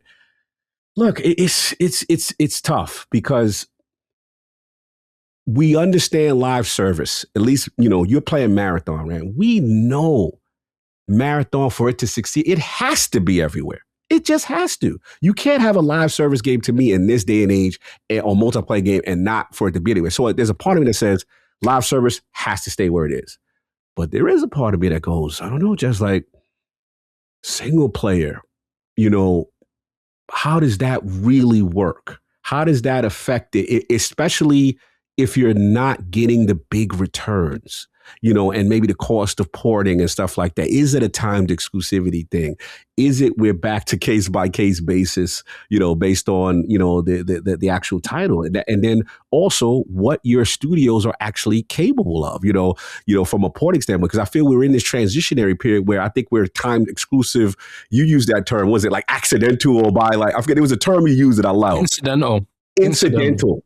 I love that term because a part of it was like, yeah, maybe, Ninja Theory wasn't just ready to do a PlayStation 5 port from the beginning. And this is what the hardware they were working with, and so on and so forth. So that's where I'm at. The last point I want to say, this is just me, and I've said this to you, Rand, off air a lot. And I just want to be fair because I see a lot of talk about, it's so easy for Asha to make the decision. It's just an indictment on how bad the past regime is. I also want to be clear is the past regime, from my understanding, is working, and Judge, you can correct me, is working under the constraints of, one, potentially a 30% thing. You heard about the Amy Hood stuff, whatever, right? And 2, and me and you are very passionate about this, Jez, under the intense AI bubble catching a wave, we have to invest. So if the past regime is working under that, now we have the new regime working under a Microsoft that's like, hey, maybe we need to push back. Maybe I saw Amy Hood statements in Bloomberg, like, I have to check them because what are we doing here?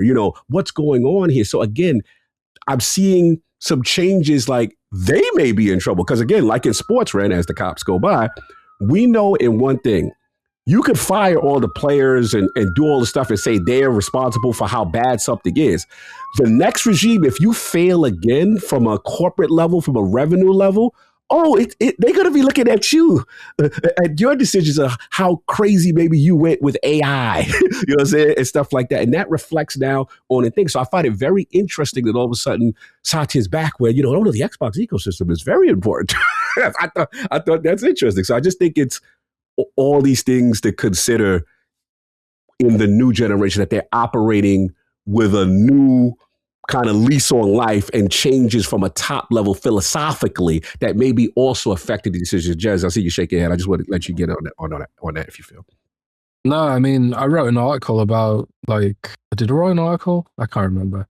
But I wrote an article or something. I can't remember if I said it on a podcast or wrote an article, frankly, but it was to the effect of you kind of want to have Xbox and Windows in a universe where AI fully shits the bed.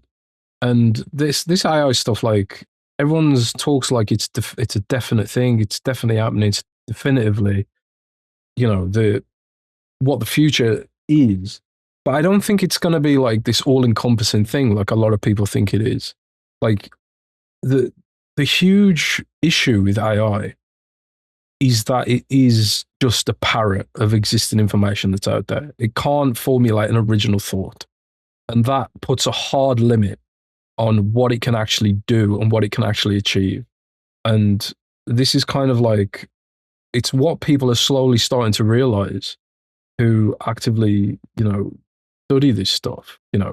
It's really great at tricking people into thinking that it can do stuff to the point where it's created one of the most unprecedented stock market bubbles in history. But it does, like, there's so many studies about the technology that, like, the neural networking that like encompasses large language models. But there's so many studies from MIT that are coming out from like legitimate places like MIT and Harvard and stuff, where it just completely undermines the message and everything that these companies have tried to sell us on with regards to this technology. And I think a lot of these companies like Microsoft and the rest of it are starting to realize that actually there's a lot of bullshit here, and that's not to say that AI is completely useless. Like it's really great at very, very specific things. It's a very powerful autocomplete for syntax heavy stuff like coding. It's a very good tool for sorting through huge amounts of data very quickly. It's a powerful search engine interface too. But the amount of money that's been invested in it, like and like this talk of like artificial general intelligence, which is like this idea that like this technology will eventually lead to a recursively self-improving artificial intelligence, like in the sci-fi context, increasingly looks like this ain't it, and it's not possible. And whether it's not possible because it's a hard limitation of this iteration of the technology, or this technology is simply not capable of it all up, or furthermore, there's simply not enough silicon in the world to deliver the amount of power required to get us to this place. So at least in the short to medium term, you kind of still need your Windows and your Xbox, and not only that, but your customer goodwill.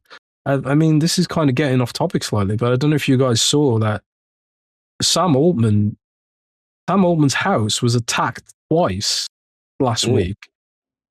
Two guys shot at his house. Another guy petrol bombed his house. Wow. And there's a huge amount of negative sentiment around this technology, and because of the potential damage it could do to jobs and all the rest of it. Right. But and Microsoft kind of realizing that people are actively looking to avoid their products as a result of their association with this. French government is converting millions of desktop PCs to Linux to get away from Windows.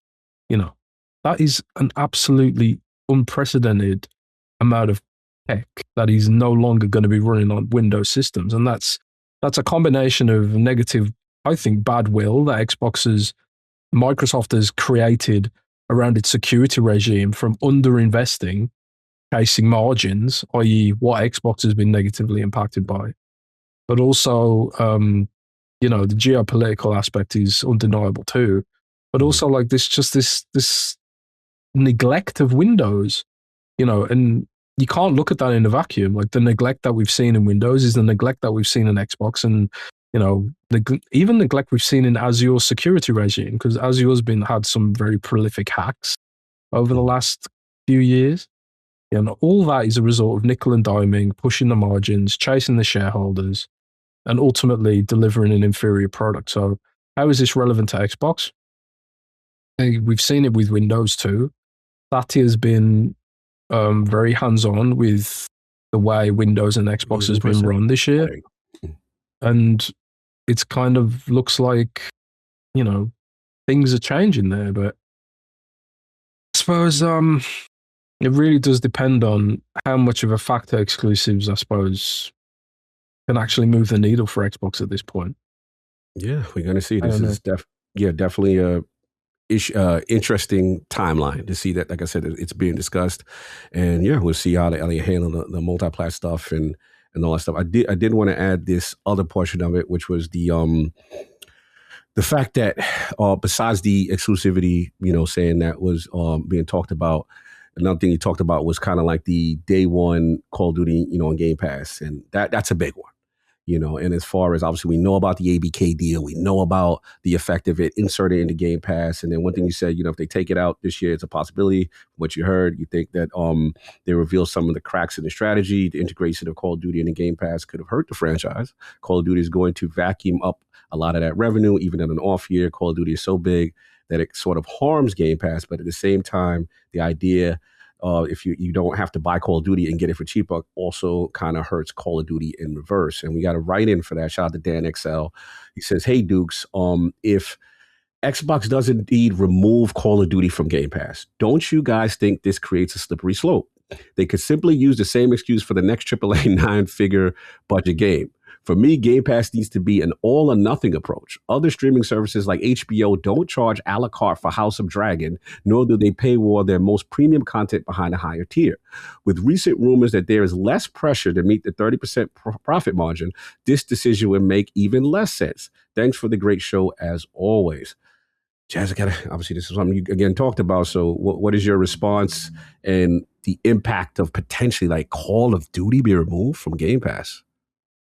Well, first and foremost, like just because they're thinking about it doesn't necessarily mean definitely they will do it. But like the exclusives thing, I want to go on the record, like, because some people misunderstood me when I said Microsoft's thinking about bringing back exclusives. Just because they're talking about this stuff and there's debate about it internally doesn't necessarily mean they will, or doesn't necessarily mean I think they will. Like, I don't think they will. I think there's too much money being left on the table here.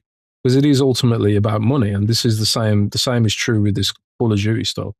So, I do agree that there's a downside here, which is the sort of like, well, this game's too good for Game Pass. It creates that sort of weird kind of disconnect. And it's like you say, like Netflix and these other companies don't charge a la carte for different types of products, but it's also like it's a different kettle of fish with Call of Duty. Like Call of Duty is just that big. It's that big and it's that much of a ritual, and and they've disrupted the sort of the virtuous timeline. The virtuous cycle of Call of Duty's business model has been heavily disrupted by not allowing people to have it without paying for the retail fee, and I think like especially even with regards to last year's Call of Duty, the vast majority of people still got it at the old price because they were buying into Game Pass at the old price too. So the profit of that sort of 30%, the $30 here for Call of Duty probably didn't even produce any results. So it's a fuck up of epic proportions, frankly, that they were like, okay, well, for next year's basically it was for next year's Call of Duty, they increased the price. And clearly they've got data that the amount of people have canceled their subscriptions, are waiting for their subscriptions to run out, clearly the math ain't mathing anymore. It's not worth it to people, and people don't care enough about getting Call of Duty to pay the $30. And we see this reflected in polls that we put out. Like I put out a poll, Windows Central's put out polls, and thousands of people have voted, and it was like pretty definitively like 75% upwards were saying like they'd take a lower Game Pass Ultimate price in exchange for getting rid of Call of Duty. And that's as simple as it. It's as simple as it can possibly be. Like it's too expensive, and that's what Tom Warren's excellent reporting on the memo. Like I never saw that memo, so huge congrats to Tom on that scoop. It's and I'm really glad he published it when he did, because people were already coming at me like, "Oh, Jez just made this up," Thanks, Tom, saving my ass there to some degree. So it's like, it's, and again, just because they're thinking about it doesn't mean they will do it. But I personally believe they will do it, because clearly the math has So for those paying attention, Jez doesn't believe exclusives will come back, but Jez does believe they are going to pull COD out. Ooh, That's what he just said, right? Spicy. Yeah. That's what I believe, yeah. Okay. And no, before I get ran, just no.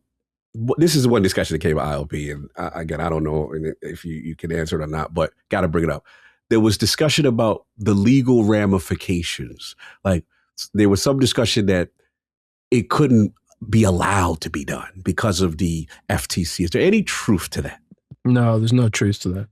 Like especially they can yank it, yeah. They never agreed with any regulators to a stipulation that it had to be in Game Pass. Like there's never any evidence to suggest that. And I've spoken to regulatory lawyers about this, who know about how it works. And there's no like Microsoft wouldn't have locked themselves into a business model that doesn't work. It's not to say there isn't an angle there. Especially, I think it'd be more of an issue in Europe potentially than, or maybe even the CMA in the UK than it would be with the FTC. But this is good. I think Animation for King on Sunday or ILP. This is good. Keep talking. I like this. A lot of the regulatory stipulations were predicated on cloud and Nintendo Switch. So they delivered Call of Duty onto competing cloud platforms. It was always about cloud, if you remember that aspect of it. So yeah. Competing cloud platforms do have access to Call of Duty, and the Nintendo Switch version is, incumbent on the way. So, when you consider that, I don't think there's any regulatory like, oh, you've got to make this economically unviable for your business because you said that it was going to be beneficial and democratized or whatever. Like things change. Companies put their prices up. And the business model just doesn't work. It was an experiment. It was a Hail Mary, I suppose, to try and grow Game Pass, and it failed. I think that's ultimately what it is.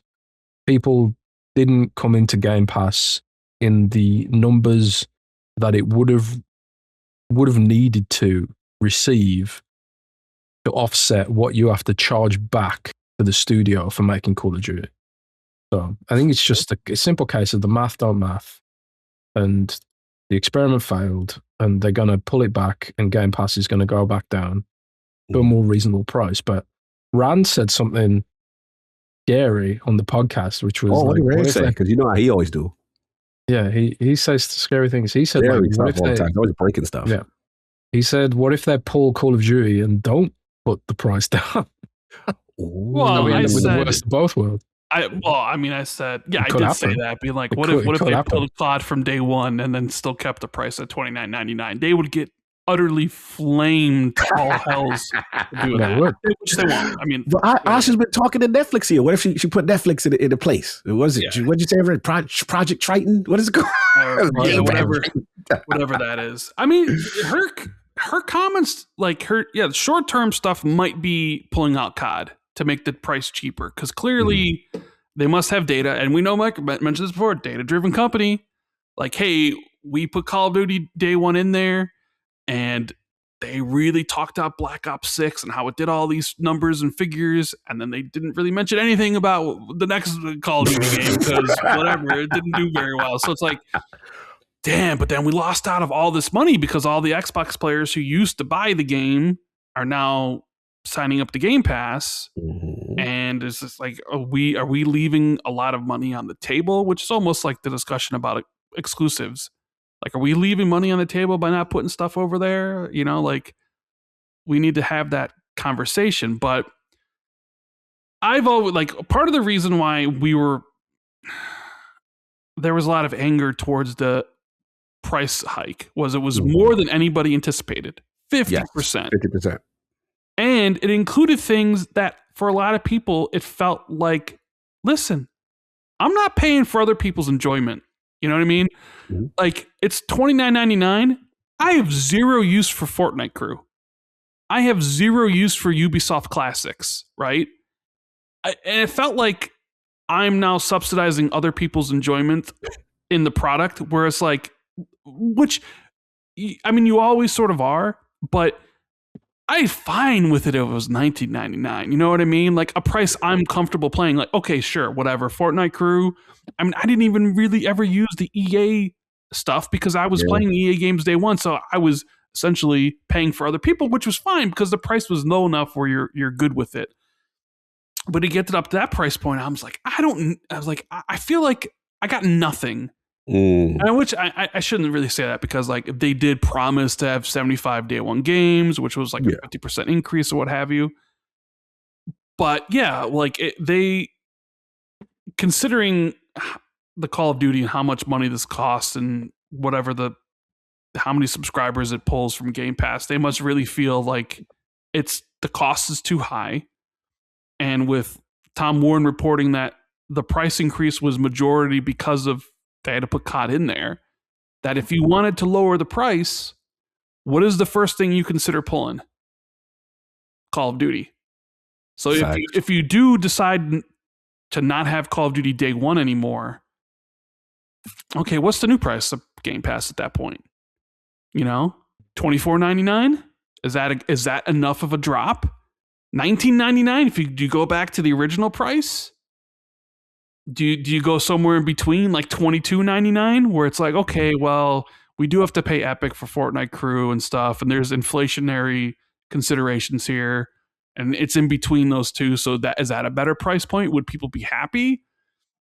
And I don't know. It's like, I guess it really depends on how much you love COD or how much you don't, because we definitely, when we were doing the show, a lot of people said that they'd be fine with Call of Duty not part of the subscription as long as they got to pay a lower price, which then brings to the other sort of thing that me and Jazz really want. I'm dubious it'll happen, but I'm starting to come around to the idea. Jazz seems to think that this will happen, is that we'll have a la carte, pick your own Game Pass stuff, where it's like, oh, you want this and this and this and this and this?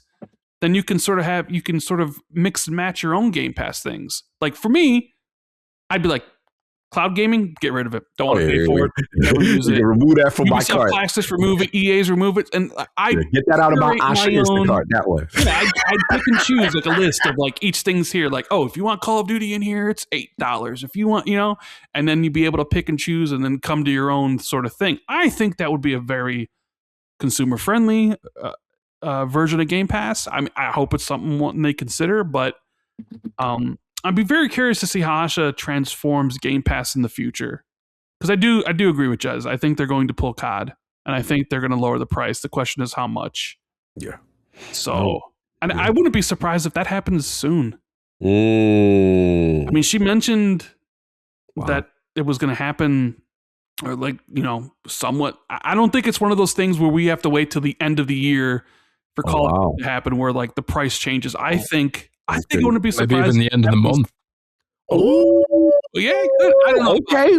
I was thinking like, maybe by showcase we whatever. I thought. So we roll out that new Call of Duty with the. Wait, here's the question. I said this. I gotta have fun with y'all. How do you do it if you're Asha? If that is the case, is it a situation we see the new Call of Duty trailer, and at the end, there's no Game Pass logo? Or it's an Xbox wire post? It's Xbox. Or do you not say anything? How do you handle it? It's an Xbox wire post with the new pricing and the stuff. That's how they would do it. Pre or post showcase? Pre-showcase. The thing is, like, I think there is an ideal way to do this, because there will be some people who feel like they're losing something here. And I think first and foremost, the existing Call of Duty games probably shouldn't be removed. Because people will have paid on the basis of that being there. So you can't remove that. You have to take a hit there. I think you have to take a hit. And second of all, I think like you should probably also shout out the people who do want to play Call of Duty through Game Pass. There needs to be some kind of value. So either like you add some in-game currency, which is something I think they should be doing anyway.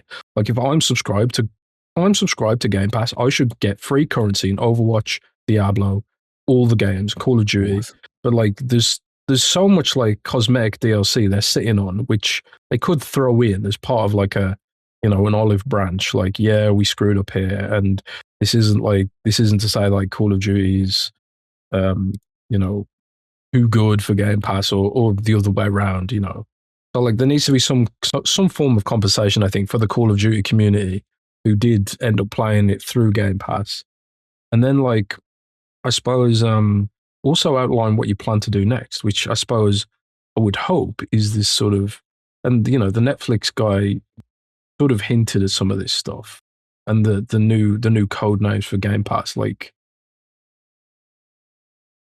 offer a glimpse at how this shit plans to evolve. Like I really think like, there's my colleague Jen on Windows Central, she wrote an article basically outlining like, yeah, Jen's awesome. Like she's awesome. There should be some kind of modularity here, because like right now I'm paying for World of Warcraft £10 a month, and then Game Pass I pay £18 a month through my phone operator, who has it at the old price, I guess, as part of a contract with Microsoft, which Microsoft can't get out of yet.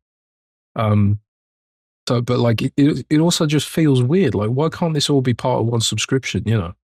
So, and then there's the family plan thing. Like, there was this whole family plan thing that they were talking about for ages. I leaked it, and then and then they were testing it in Colombia and Ireland, and then they never did anything with it. It was so weird. It was so strange. So, and every other subscription service on earth has a family plan. Why doesn't Game Pass? So, there are there's a lot of, I suppose, levers they could pull here to make it feel like a good change. But I think, like Rand says, first and foremost, the price decrease has to be significant. And I don't think realistically it can go back to what it was, because there's been inflation, and I presume they've added Fortnite and stuff, right? Like, so they'll be contractually locked in with Fortnite at least for a time. So are you on my train of $22.99, Jez? What do you think? Well, we taking that price. Yeah, man. $22.99, $21.99, $23.99 at most. Like $23.99 is the most I think they could get away with. But if it's $24.99 or heaven forbid, like $25.99, $26.99, I think it won't go over well. So I think they need to really think about how it's positioned, and not just sort of slip it under the radar, because it's a significant admission of an error, essentially. Yes. They're going to be admitting that they made a mathematical mistake. I mean, how many streaming services or whatever have decreased in price? Hardly any. They always go up. So for them to like come back, it basically says, yeah, we fucked up. Yeah, big time.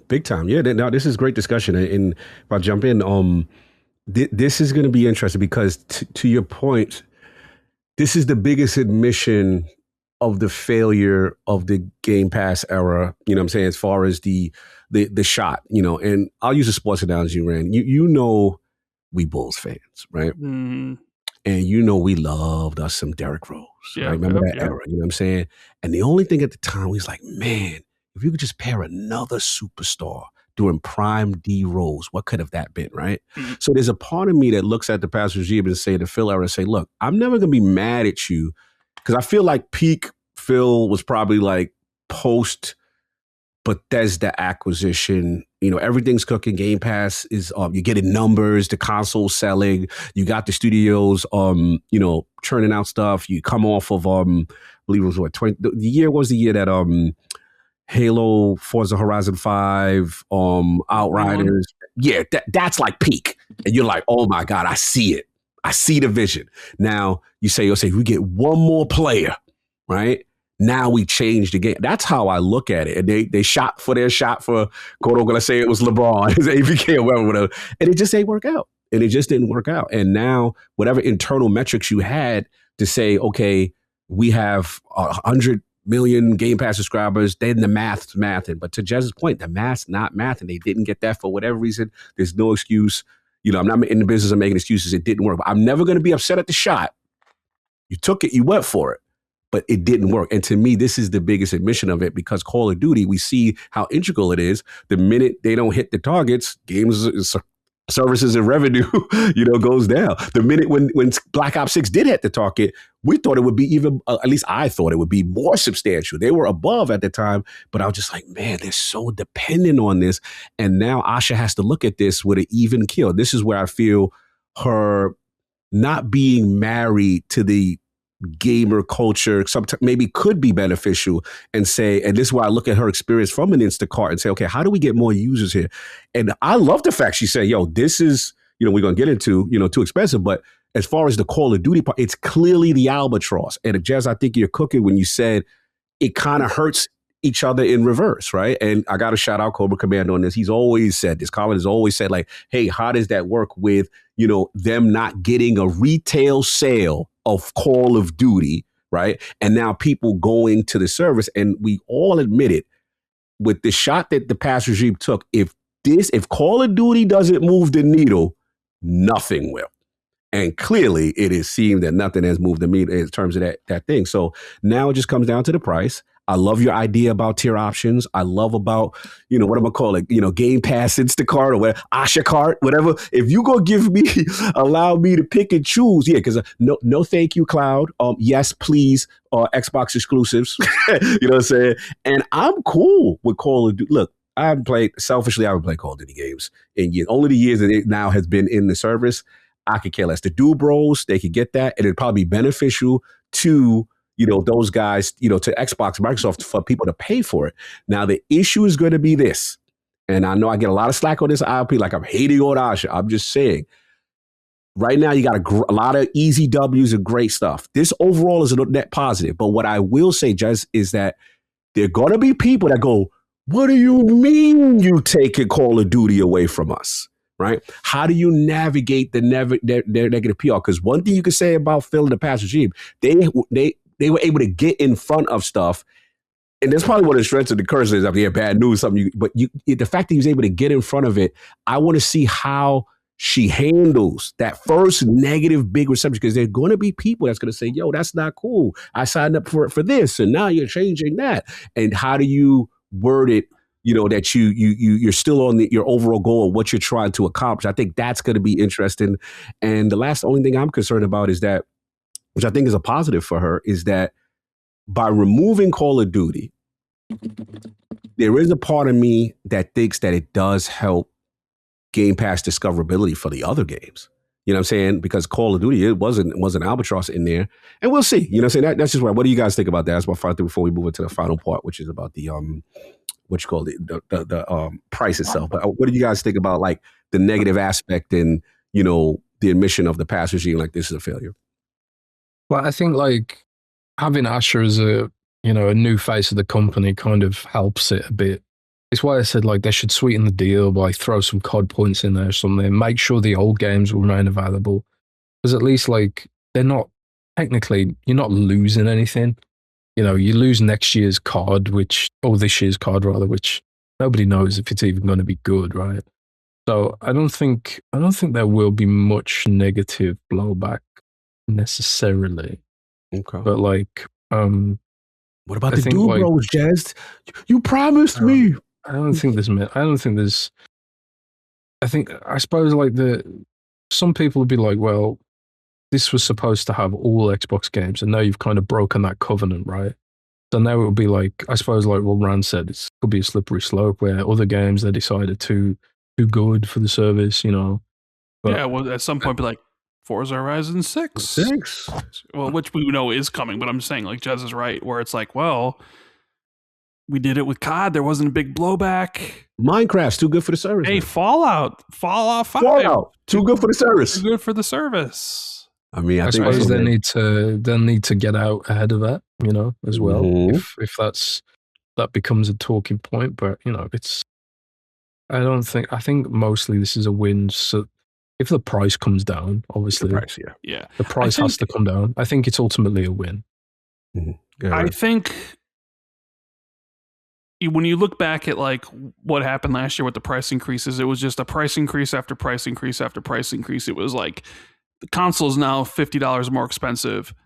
Game Pass is now 50% more expensive. Consoles are now $100 more expensive. It was just like bad news on top of bad news on top of bad news. And it was like, oh my God, I can't take it. So here you have a new person and she's already doing changes like updates to achievements, even if they are kind of like surface level sort of stuff, and like doing all these things. And one of the first things she does in a couple months is potentially lower the price, even if it's at the cost of Call of Duty.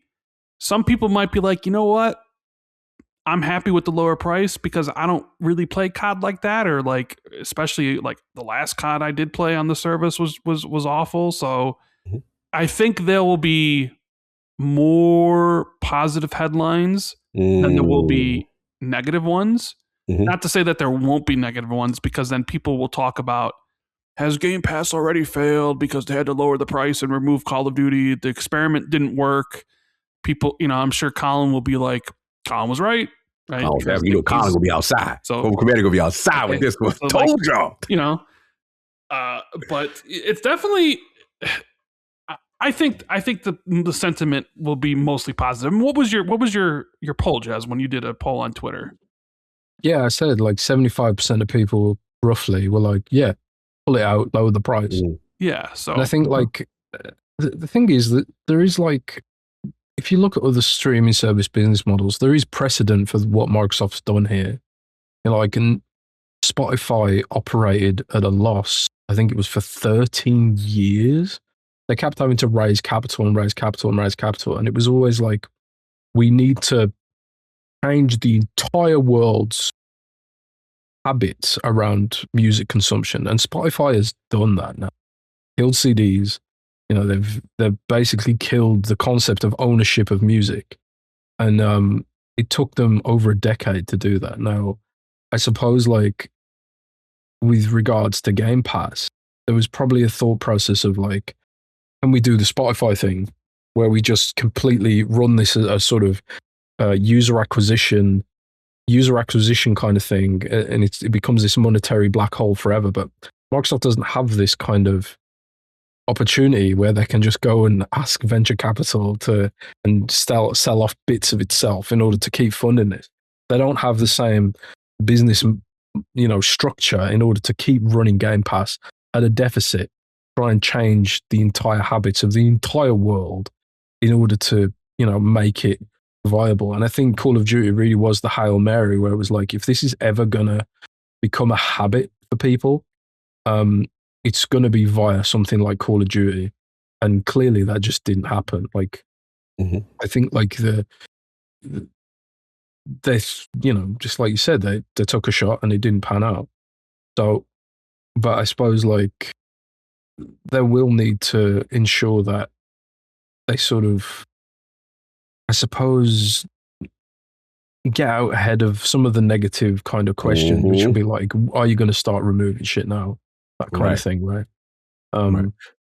But I think mostly it'll be well received, because like Call of Duty is a variety. It's a variety service, and Call of Duty is a service game where people play it all day, every day.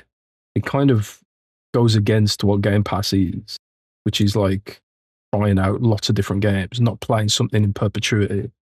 So I don't know. We'll see what happens. No, well said, guys. I agree. I mean, I think, look, there's a part of me, yes, there will be some negative, but I think you guys are right. Overall, based on your poll that you put, and then what you were saying, Rand, I think overall, when people see a headline, Game Pass price decreasing, right? Overall, if they get in front of that and they handle it the right way, they will get they will get a PRW. The question just becomes, like you said, the slippery slope of, this high profile game gets removed. Is this going to set up another one? People will ask those questions, but again, I love the thought process. I love the idea of her looking at Game Pass as something that is just way too much. A 50% price increase, like we said, Rand, combined with console increases is just too much. And look, I'm a selfish console gamer. This is my preferred ecosystem. And all I cared about, one of the biggest announcements for me from her, was the shirt I'm wearing today, which seems to have a lot of controversy, which was the Project Helix, which was like, okay, I'm getting another one, Rand. That's all I care, because between all of the noise that we were hearing prior was that they were out of the console business. So one, I get that. Two, you know what I'm saying? As far as this renegade spirit and all that stuff, we'll see. I just care about the games. I care about making the platform attractive for people. What depresses me right now in this climate is to see how console gaming is becoming almost this country club aspect of, you've got to spend all this X amount of money just to be in. Before, we used to have that advantage of, as the generation goes on, it gets cheaper. But now with the AI bubble and the memory and all this stuff, and I'm looking at all these factors in my beloved console, and I'm like, damn, like, who is this for? You know what I'm saying? Outside of the very hardcore people with, sticky engagement and a lot of, spend, I look at, like, Jazz, you making all those points, the Roblox, the kids, the TikTok, I'm looking at people who are on their phone doom scrolling, taken away from my beloved console. So at the end of the day, selfishly, I'm just happy that Project Helix is something that is going to exist. Now, whether it be an off-ramp, is it going to be this mass market device? Probably not, but at least there is an option. Now, to me, doing what you got to do with this platform with Game Pass, doing what we talk about, and potentially exclusives or maybe talent exclusive, do whatever you got to do to make the platform, attractive for people to want to be there or incorporate on it. That's all I ask for. I'm old enough to know, from the Sega era when you didn't exist anymore. So I'm just, very fortunate about that. And look, I'm wishing her well. I hope, that she's doing the things, and she's apparently, obviously, with Matt Booty, with good people around her, and obviously, Jason Ronald and all these people, around it, kind of making decisions. We're going to learn very quickly. And I feel like year 2, we're going to learn more about it. But right now, I think this is a great start. I think lowering the price is a fantastic start. Decoupling Call of Duty, kind of changing past mistakes, so to speak, is something that I think is the right direction. And we'll see where it goes. But that's what I got, guys. Unless you got anything else you want to add on that final one for the, the Game Pass sleep. stuff. Yes, he needs sleep. So I appreciate y'all, man. Let's get these outros and get over. I got this man up in like a godly hour, but I appreciate y'all, man. Shout out to Xbox 2, and I'm officially the +1 today. But now, shout out to you, Rand. Shout out to you, Jazz. Love you guys. You guys are one of my favorite podcasts. Always makes me laugh. Love the banter, Before we could say where you could find you guys at, tell us about what you got going on and other things you want to talk about. Marathon's what's going on. I'll be hopping on there as soon as the show's over to play some marathon. You about to get that marathon on? People take their loot. You know how it is. You got that cryo. You about to get in that? Cryo doesn't start till Thursday. Okay. You gonna get back get your level up to be able to play that. I know. So, excuse me, in my 5 embargoed games. You probably don't even have the gear. Bro, I don't. I shout out to my boy Asha Sharma. Shout out to my boy Jimmy. They got to get me in there. I've been apologizing. They've been like, bro, when we gonna run? I said, I know now things are calming down, but it's just more games like Miles Beyond. I'm like, oh my God, it just doesn't stop. So it is what it is. But I definitely got to get on that with you, man. As you as well, to see you in there. But just what you got going on, what you want to talk about, talk to the people, talk to the realm of the Dukes. Man, I'm just I'm looking forward to getting back to the game I'm reviewing, man. I can't really talk about it. But I really want to play more Pragmata, and I want to do another run through Metro. It's kind of coming to the end of the WoW season now, so I'm kind of like looking ahead, like what am I going to play next while I wait for the next WoW season, which probably is like 2 months away at this point. So looking forward to getting back into some variety gaming. Nice. Super Meat Boy, man, as well. Super Meat Boy. That game's addicted, man. Because like every time you die, it records how you died, and then when you succeed, it shows all of your Meat Boys like running and how they died. So there's just blood and carnage splattering. It turns failure into something satisfying, which is so clever. It's a great game. Don't sleep on it, man. Got to check it out. Of course, I'm going again. Shout out to both of y'all for holding us down. Again, Maddie will be back. You know what I'm saying? But we had the 2+1. Now, what we do in tradition as we ramp out, we always do a hashtag. So I need a Duke hashtag. I know we're talking a lot of Asha, a lot of Game Pass. What we doing? Something hashtag something DD. What are we thinking, Rand? You good with catchphrase? What do we think? What was the theme for you? For hashtag juice worth the squeeze? I don't know. Too long of a hashtag? You would have put hashtag defining juice. Defining juice. Hey, I'm cool with it. We said, but we got to do DD though. That's right. We got to do. Usually, it's something DD, like juice DD or DD juice. DD juice. We going that? Yeah, that's fine. It's fine with me. All right, we're doing DD juice again. Salute to the Xbox 2+1. You know what I'm saying? Iteration that we put together. Again, much love to you guys. Always a fun time. And we see what goes on the rest of this week. And again, shout out to Maddie enjoying his vacation. He will be back next week. And shout out to the Realm of the Dukes for all the questions and stuff like that. That's all I got. And anything else, we'll get up out of here. Peace. Defining Duke, an Xbox podcast, is a product and trademark of Last Stand Media and Collins Last Stand LLC, and is recorded from the United States of America. The show is conceived by Matthew Mr. Matty Plays Schroeder and me, Colin Moriarty, and is written and produced by Matthew Schroeder. Matty's co-host is Barry Lord Cognito Eversley. Defining Duke's executive producer is Dustin Furman. All of Last Stand's theme music is by Ramon Narvaez. As you know, all of Last Stand Media's shows, including Defining Duke, are fan-funded on Patreon at patreon.com/laststandmedia. The following names are at the producer support level on Patreon, and we're thankful for your kindness and generosity.